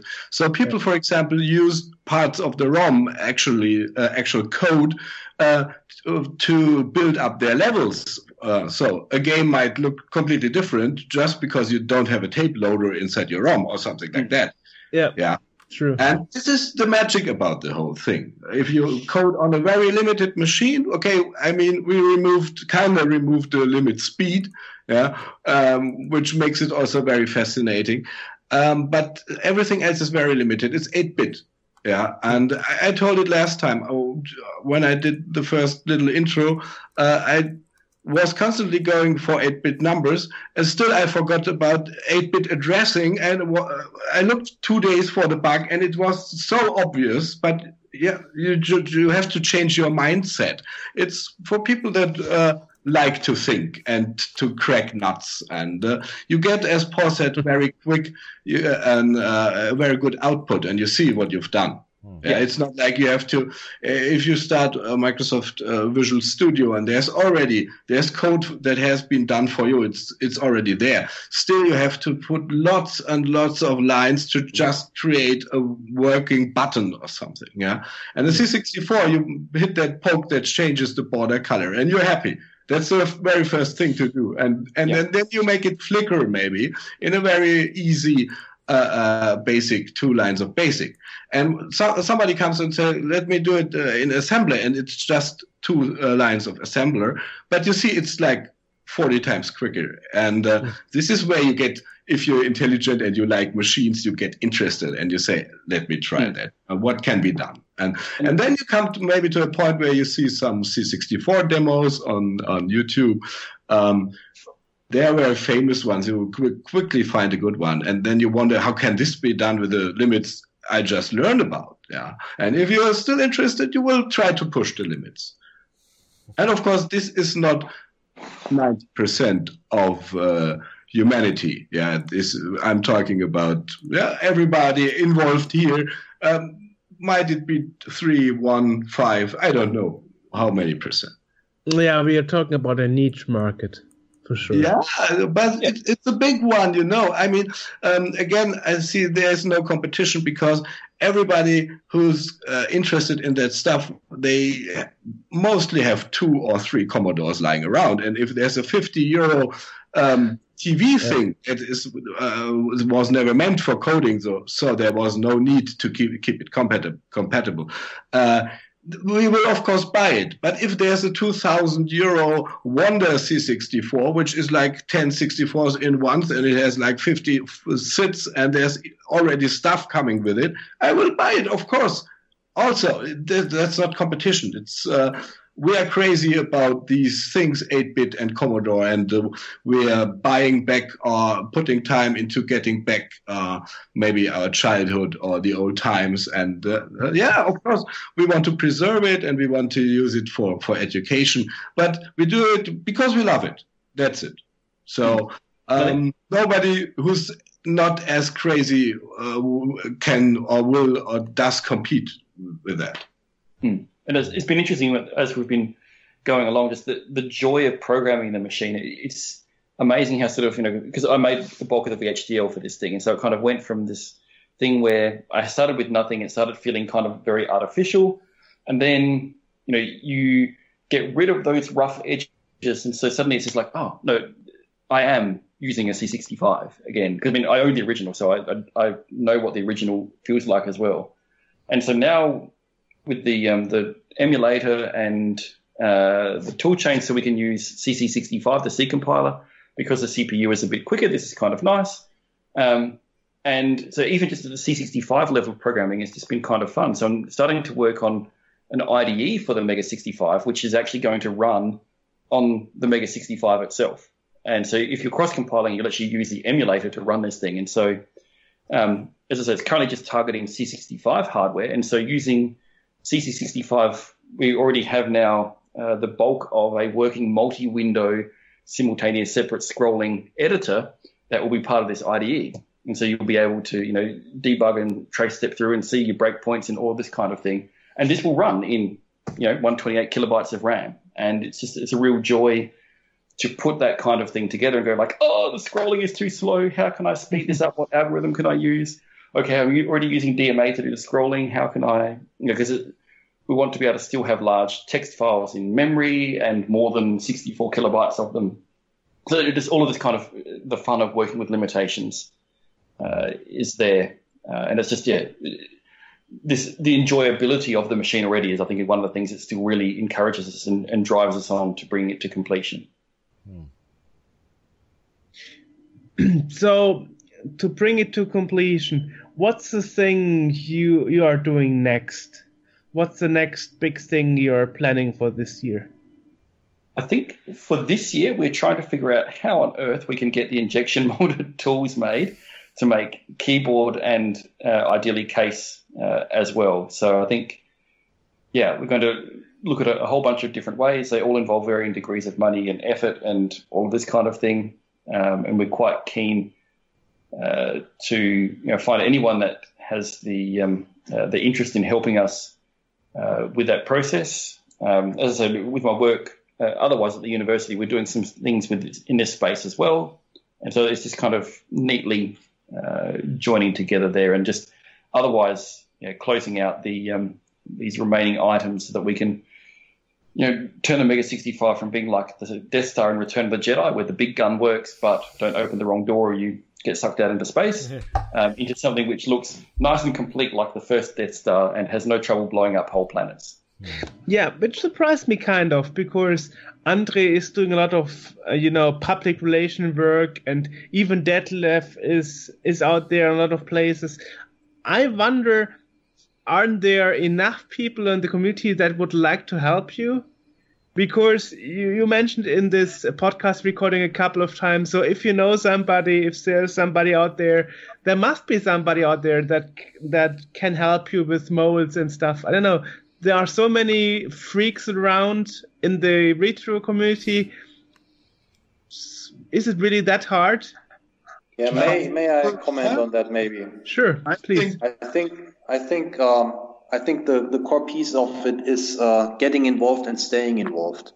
I think you're talking to the same guys that you talked to last year, which doesn't mean that there were other people involved at that during the past year as well, which came and went. So we are still around, and we show you the commitment that we are giving to the project. And obviously, if we need someone in the team, we want to make sure that this guy or a girl brings along the same commitment as we have, right? So we have a steady team of a small amount of people only, and obviously, if we get someone in, we want to make sure that he also contributes on a longer term basis, I might say, right? And the others can comment and hopefully support me in what I'm saying. The thing is, we get people on which are eager to contribute, but if it's then going in week after week, having our frequent calls to update ourselves, this is as Detlef also mentioned a couple of times, not easy for us as well, right? We have a lot of responsibilities in our day jobs as well, and then getting on a Thursday night's call every week is sometimes not for everyone. So the thing is also that, finding experts that can really contribute and, make us quicker and not slow us down is really hard. VHDL programming is not something that everybody does. Also not a lot of seniors know how to do it. And they also need to know a lot of knowledge, need to have a lot of knowledge about Commodore things, and they have to dig through a lot of lines that are already existent. So, sometimes some people pop up, and we're really happy about it, but it's not on a daily basis. I see. So the main problem is to make people stick to the team for a longer time, a longer term, because every time you have a new member in the team, you have to reintroduce to your customs every time, and it slows things down a bit. Yeah, and so if you think about what we're trying to do, no commercial entity is trying to do this, because commercially it would be insane, because there is a huge amount of work to do to make something which has a relatively limited market. And so the amount of work, this is not like you get seniors and they'll get together to make a demo, and there's a lot of work in a demo. But what we are finding is that there is a lot more work if you want to make the computer for the demo to run on and make it really nice and really authentic. And so, this is a challenge. I think a related thing with that, there's a bit of a two-edged sword in terms of availability of expertise. Many people who grew up in the 8-bit era are now, around our collective ages. They are established professionals with career, family. Everything is going good, but this is a really busy time of life. And so for them to have the time and energy to go, okay, I've come home from work, I spend time with my family, and then to do the same kind of skills that maybe they're using during their day at work for this project, this is really quite a big ask for people. And then for it to be over maybe a 12 or 18-month period to bring a substantial thing to bear. And then, of course, we don't have a big pile of money to do these things. We go, okay, so normally we would get someone else to do this horrible, icky part of the job. And, okay, not only do we have no time, we now have to do this annoying piece as well. So it's, the good things in life and the easy things in life are often two completely different sets of things. So it sounds a bit like, honey, we don't get Kit this year because first I have to complete my Mega 65, maybe next year. That would have been a smart move for me, maybe, because you exactly hit the nail. My son is now 1.5 years old, and you have to prioritize that stuff,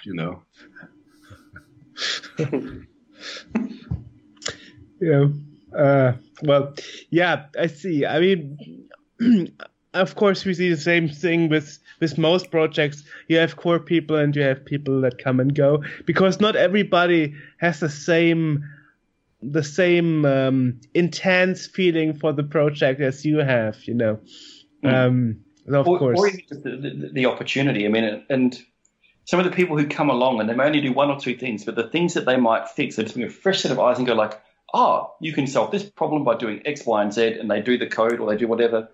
And we are eternally grateful for their very real and very significant contribution. So it's, there's different roles that different people can bring. They're all valuable. At the moment, we still need to go.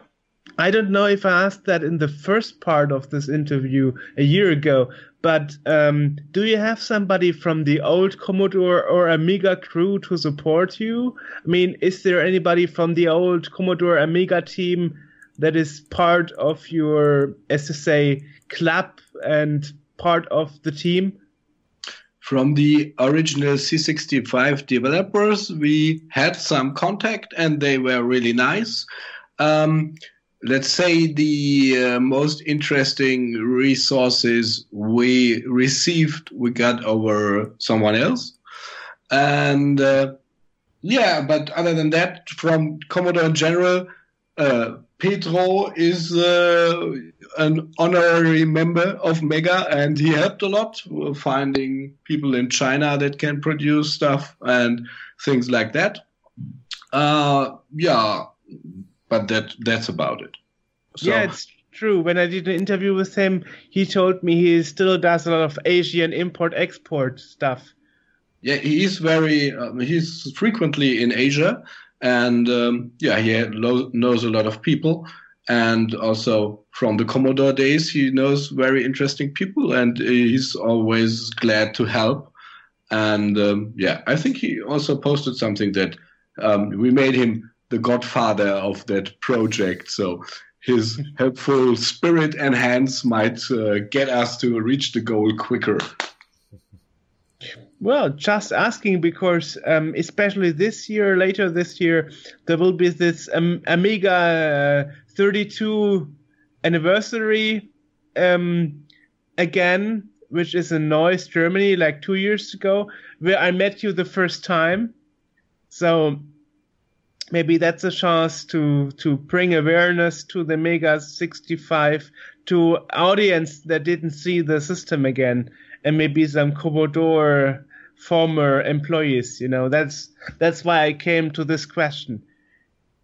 Yeah, this will certainly be an interesting opportunity, and given that we have something spectacular to show by then, we should be present. Yeah, I think there's a good chance we will be present. Good. So I'm looking forward to that. Yeah, as you heard before, we are hoping to get the main board prototypes in a few weeks. So if that happens, you never know, because the guy who's doing it is also doing it in his free time, and he has no free time. But even an hour a week will give you some results at some point. Yeah, everybody has just to be patient, because we don't want to stop that. So we keep going at whatever pace is possible. I'm not pressuring you. I didn't think so. You would be the first. Yeah, keep our spirits up. That's good. Because that event that you mentioned would be an interesting milestone, because as you said, we were there 2 years ago, and we already had working prototypes. Of course, they were not close to where we are now or what we want as the finished product, if there ever is one. But this would be interesting to have something, our own board and the modified case, and with all the enhancements, and let's see. Yeah, it's also interesting. As you said, you might have like beta boards to developers first.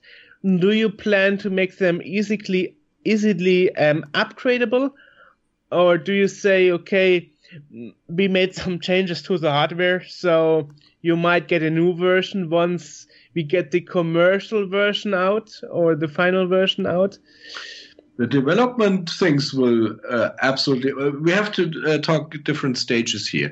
I was talking about getting 10 prototype boards that will, of course, be used internally to key persons regarding code. Also, there have to be made adjustments to the VHDL code, because we're now running on that commercial dev board, and, of course, some things are different. And we have new interesting things like the old block RAM. But these, of course, will be constantly updated. And the thing about the smaller amount only for developers, like 100 pieces, this is an ongoing discussion. We will have to see. But, of course, this is also a very interesting question regarding reliability, because and also compatibility, as you said, because you don't want to have like 20 different versions out there and they are not compatible, and you have to load the other bitstream to make that demo run, and you have to load another one to make that game run. Nobody wants that. So at some point, when we're going more broader audience, the updates will be more limited or rare or not existent at all. Yeah. There's just something that made me remind of that is just, when the Commodore Reloaded was out and the Messiah MIDI cartridge didn't work. Oh my God, that was like really, really bad for many, many people. Even though I said like, well, get a €5 USB port reset switch and the problem is solved. So, some people are really, really very, very picky and very, very pissed when something they know they heard of doesn't work. Even though I think it's how many people have that cartridge, to how many people it matters. Yeah. Indeed, and so I guess one of the reasons that we set about doing this with the 65 and not the 64 is it freed us from having to be exactly 100% compatible, because the real very smart. Yeah. Actually had horrible compatibility. We're already much more compatible than the real 65. I mean, just fixing this crazy thing with the, with doing raster splits and things where the increment, decrement, and these read, modify, write CPU instructions, they had optimized out the dummy write, and this stopped like half of all programs running on the C65 from the 64. And so that alone has helped enormously. Once we have illegal opcodes, that will fix a whole pile of other things, because the decruncher on a whole pile of games uses illegal opcodes. Yeah, true. So that's just some of these things. So we will get a really nice level of compatibility. When someone says, oh, this strange cartridge wouldn't work, and go, well, okay, you show me a real C65 that it works on. And if it works on there, then we'll think about fixing the bug. But in reality, we actually will try and make everything that we can work. Sure. Also, people look at the product in a different way. If you buy an iPhone, which is like the newest one, I don't know, €800, and you know that they produce it for 80, and then it doesn't work, you get really angry. Yeah, but our buyers, or let's maybe say participants in this journey, they will know, because we make it transparent, how much that stuff costs. And I mean, we are still not 100% sure about the keyboard. We have a total of 3 offers, and one is made in Germany using metal plate underneath and original cherry switches. And of course, this is really expensive. I mean, not expensive, but more expensive, like an offer from China where each keyboard is like €3.50. Yeah. Well, you can make a gummy wrapper like the Spectrum ZX Spectrum.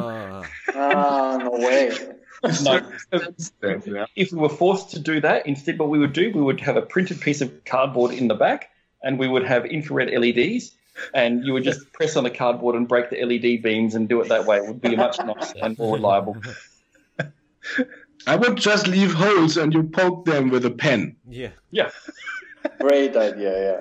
Now, I've just read this great book by Brian Bagnall that you probably all know, the Company on the Edge, The Rise and Fall of Commodore. Yes, of course. And I've learned to which great length these guys went to make the C128 compatible to the C64, which used a whole lot of hidden routines. And I think this is something we will not relive in our Mega 65 project. I at least hope for that. Yeah, it will be as compatible as is sensible. And we will define what sensible means. There's a lot of things running, and the news crunchers don't use illegal opcodes anymore, and they work perfectly. And most of that stuff, that the games that have been made in the last 5 or maybe even 10 years, they immediately work because they are coded differently. People have that code for a machine that is not common anymore. They do it because they it. So they code it in a very demo-ish way, and it's all very raster exact, and there's no raster effects have been timed by CIA using the CIAs, for example. So they all work very, very well. For example, Cannibal, the C64 version, and games of that era, and the newest one on, what is it called? RGCD? Yeah, exactly. Yeah. They work very well, and this is really great stuff. It's been done by passionists, and you have a huge load of games and demos that work right now. So. Yeah, that's true. The three big companies, Protovision, RGCD, and Cytonic, they are constantly cranking out new C64 games.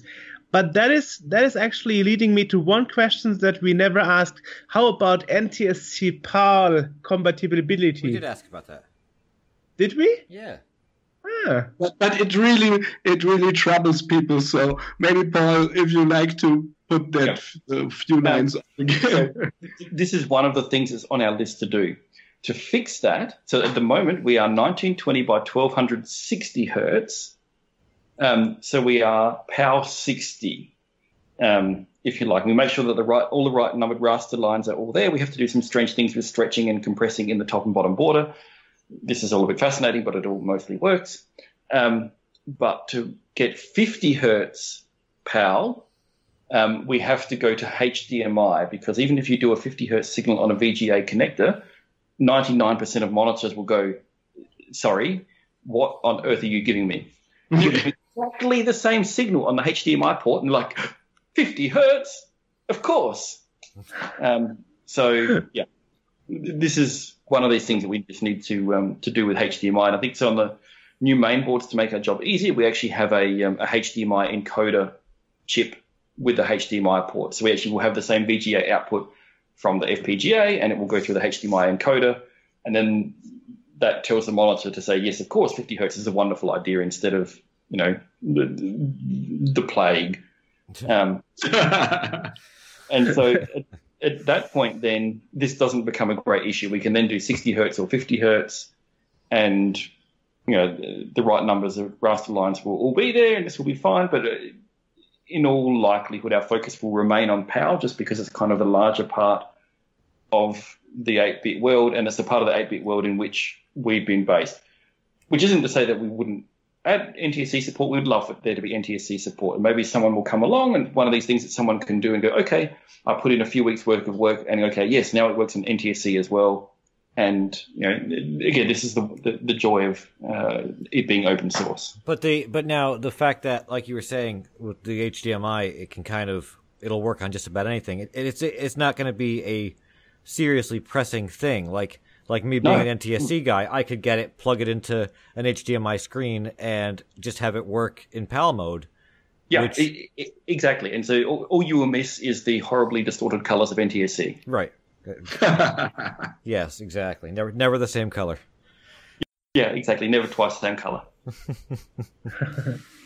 So how can people get updated about your progress? Some newsletter, anything people can sign up to? Okay, the mechanism right now is we've updated the webpage. There's a lot of information on the page. Please check it out.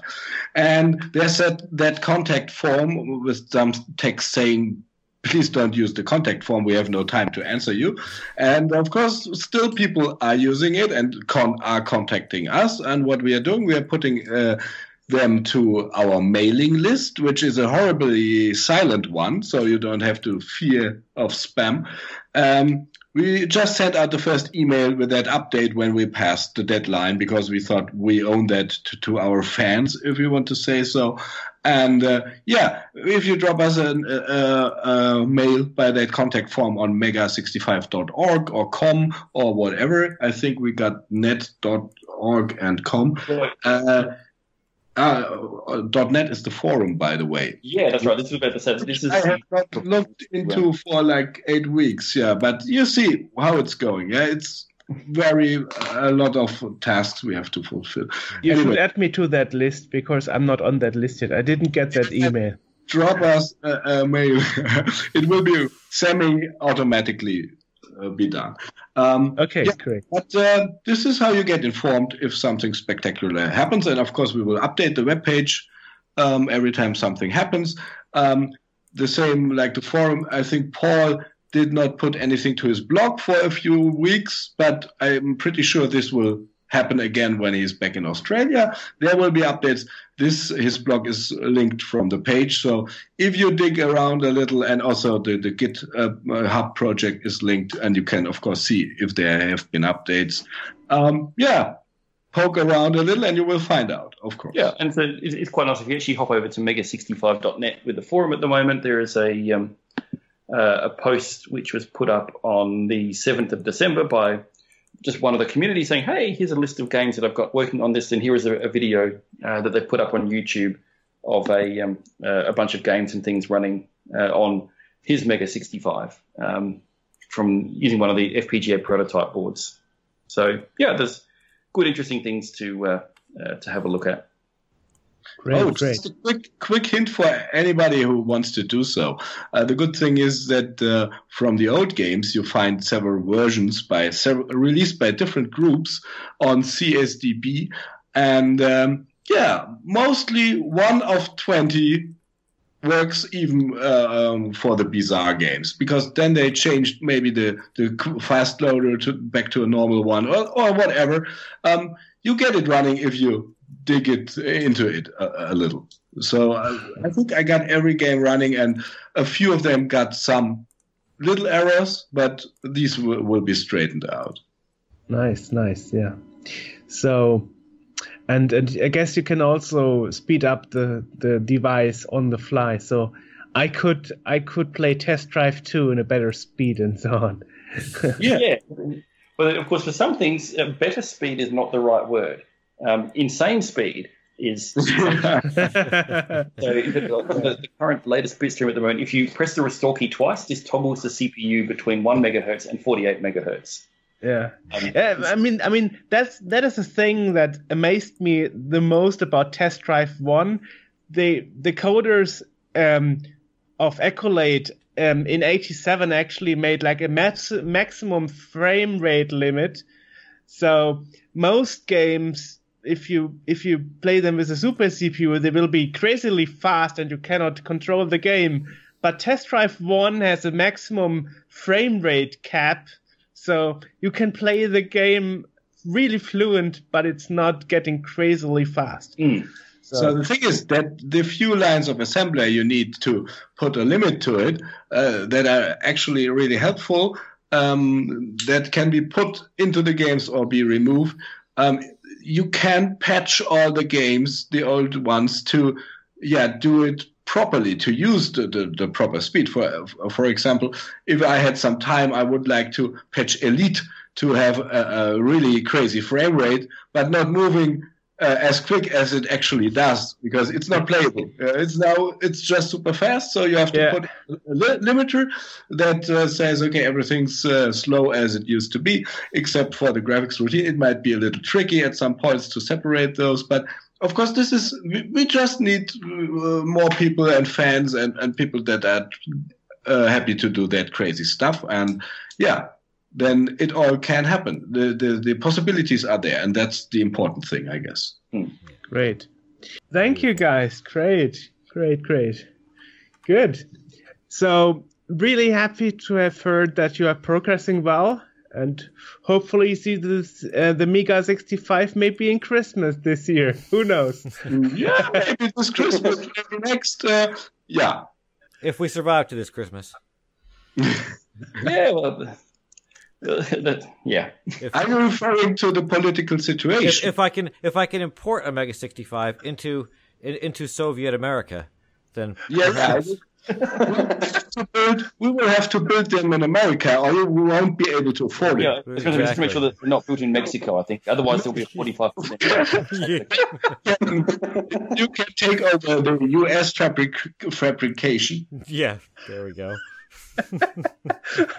Problem solved. Yeah.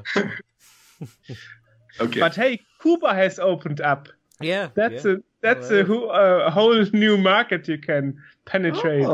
Interesting. Exactly. Yeah, because China's getting expensive, so Yeah, my bet is that there will be a whole new black market in America for Asian technology and stuff. Oh, cool. Yeah, or maybe the minimum wage in 2 years' time in the US will be lower than that in China, and so you'll be able to make everything domestically again anyway. Yeah. Who knows? Yeah. Yeah, well, great. So, guys, I will guess see you on the Amiga 32 event at last. Yeah, probably. Probably, maybe earlier at the Retro Börse in Mannheim again, which I think is like in June or something. Yeah, It's in June. Only once this year in June. Yes. Yeah. So I guess we will see each other in summer at last. Okay, thank you.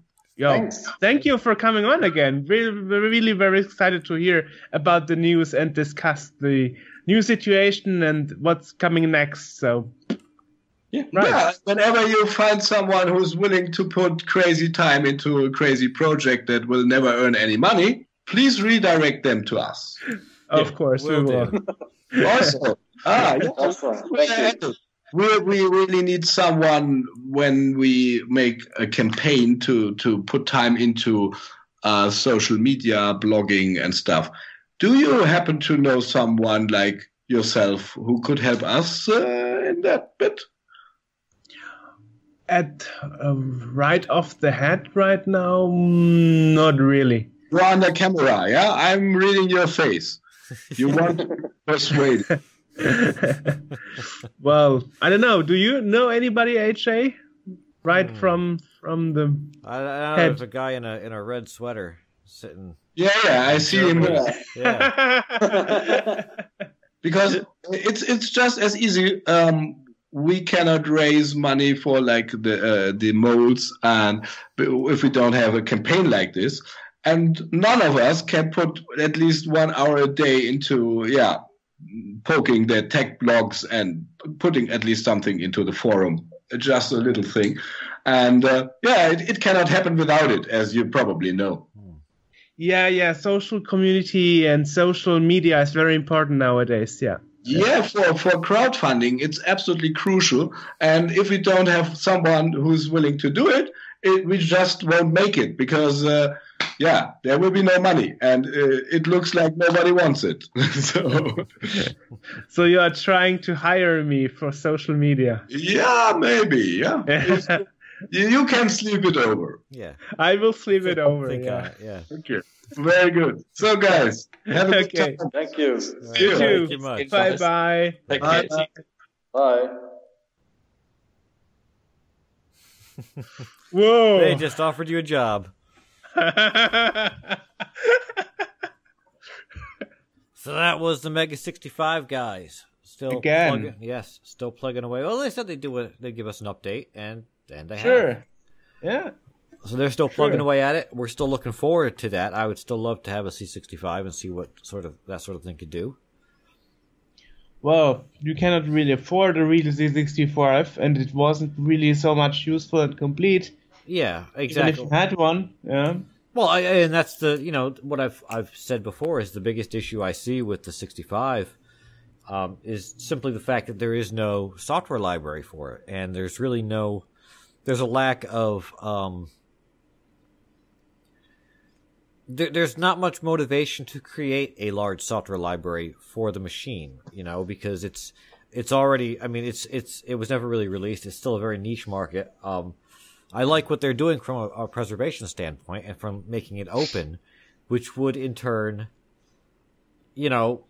increase the possibility of something being done with it. I'd still like to have one. I'd still like to mess with one and see what could be done with it. I don't know if it's ever going to get it's never going to get as popular as a 64 or even a 128 because or even a DTV maybe. Right. But, having the options to do that or even use the information that they're getting now in doing this to create an emulator. I would love to have a Vice C65 emulator, even if there wasn't anything I could run on it. Just to play with it. And it also gives us another, because there is C64 compatibility in it. It gives us a new if they can pull it together and release a product, it gives us something new that we can use as hardware, because our hardware is all getting. I mean, I look at the 64 that's sitting on my desk in front of me right now, and there it is. And I look at this as being fairly new. It was made in 1988. And 1988 is not recent. You know, in C64 terms, I guess 1988 is pretty new, but really, it's still, you know, 30 years old. True, yeah. Or 20, at least 20, 29, 28, something like that. I don't know. I can't do math. Right. Yeah, anyway, I mean, the latest C64 you would get in Germany, they're manufactured in 96, 95. Right. Just before Escom went bankrupt. Yeah. So even that is like 22 years ago. Right. Even if you get one of the latest C64 ever officially produced, it's still 22 years. Yeah. Well, in the U.S., I would imagine the last you'd get is a 93 or 94, because 94 is when they went when Commodore went bankrupt. Yep, true. You know, I mean, in my brain, that's still pretty recent. But then I'm an old man, so. Me too. I mean, you know, so I remember that time period and thinking, oh, that's not too long ago. But then I sit back and I'm like, oh, wait a minute, it's 2017. Oh, yeah, that it was that long ago. Well, you don't look old to me. I don't, because I'm not 40 yet, and so that's, you know, I'm still in my mid 30s. I'll stay in my mid 30s until I'm 40. Thank you very much. Okay. I mean, I'm just, you know, 28 still. That's how old I am. I was a fetus when I got my C64. Nice. Right. Yeah. All right. Yeah. Well. So anyway, recently a lot of FPGA based C64 are coming out. You know. Yeah. The 64. The C64 Reloaded FPGA version, the C65, a lot of competition going on there, and then you still have other systems like the Chameleon, right? Like the Commodore 1, even if it's not really supported anymore, and like the Mist, which is also a cartridge here, very much famous in Germany by the guy who actually did Marco Willig, who actually did the Sega LCD mod 2015. Right. So you can get a recent C64, a recent Game Gear screen. Right. And the same mod was even done for the Atari Lynx. So yeah, so anyway, a lot of competition in that field. So yeah. But to be honest, the most excited I'm about the C64 Reloaded, or the official Commodore 64 Reloaded Mark II, because that will not be FPGA based, and that means I need again to buy a set of chips, because I don't wanna butcher, you know. Yeah. Working C64s. I've got a couple of chips here that I can toss at you that I've pulled out of dead machines. Yeah, but then there is a caution note that Jens Schönfeld is always including: don't put into the machine damaged chips. Because if you do, they've all been tested. They work. They're all good. It's good to know. I've derusted the pins and.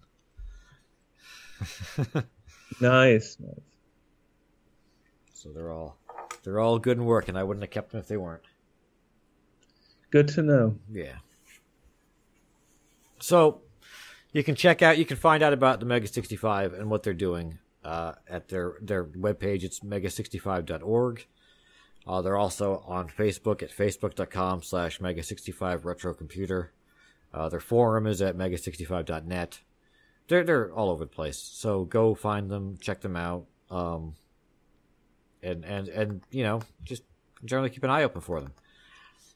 You know where to find us. We're the same people as we always are. sceneworld.org, youtube.sceneworld.org, all that stuff. We'll see you next time.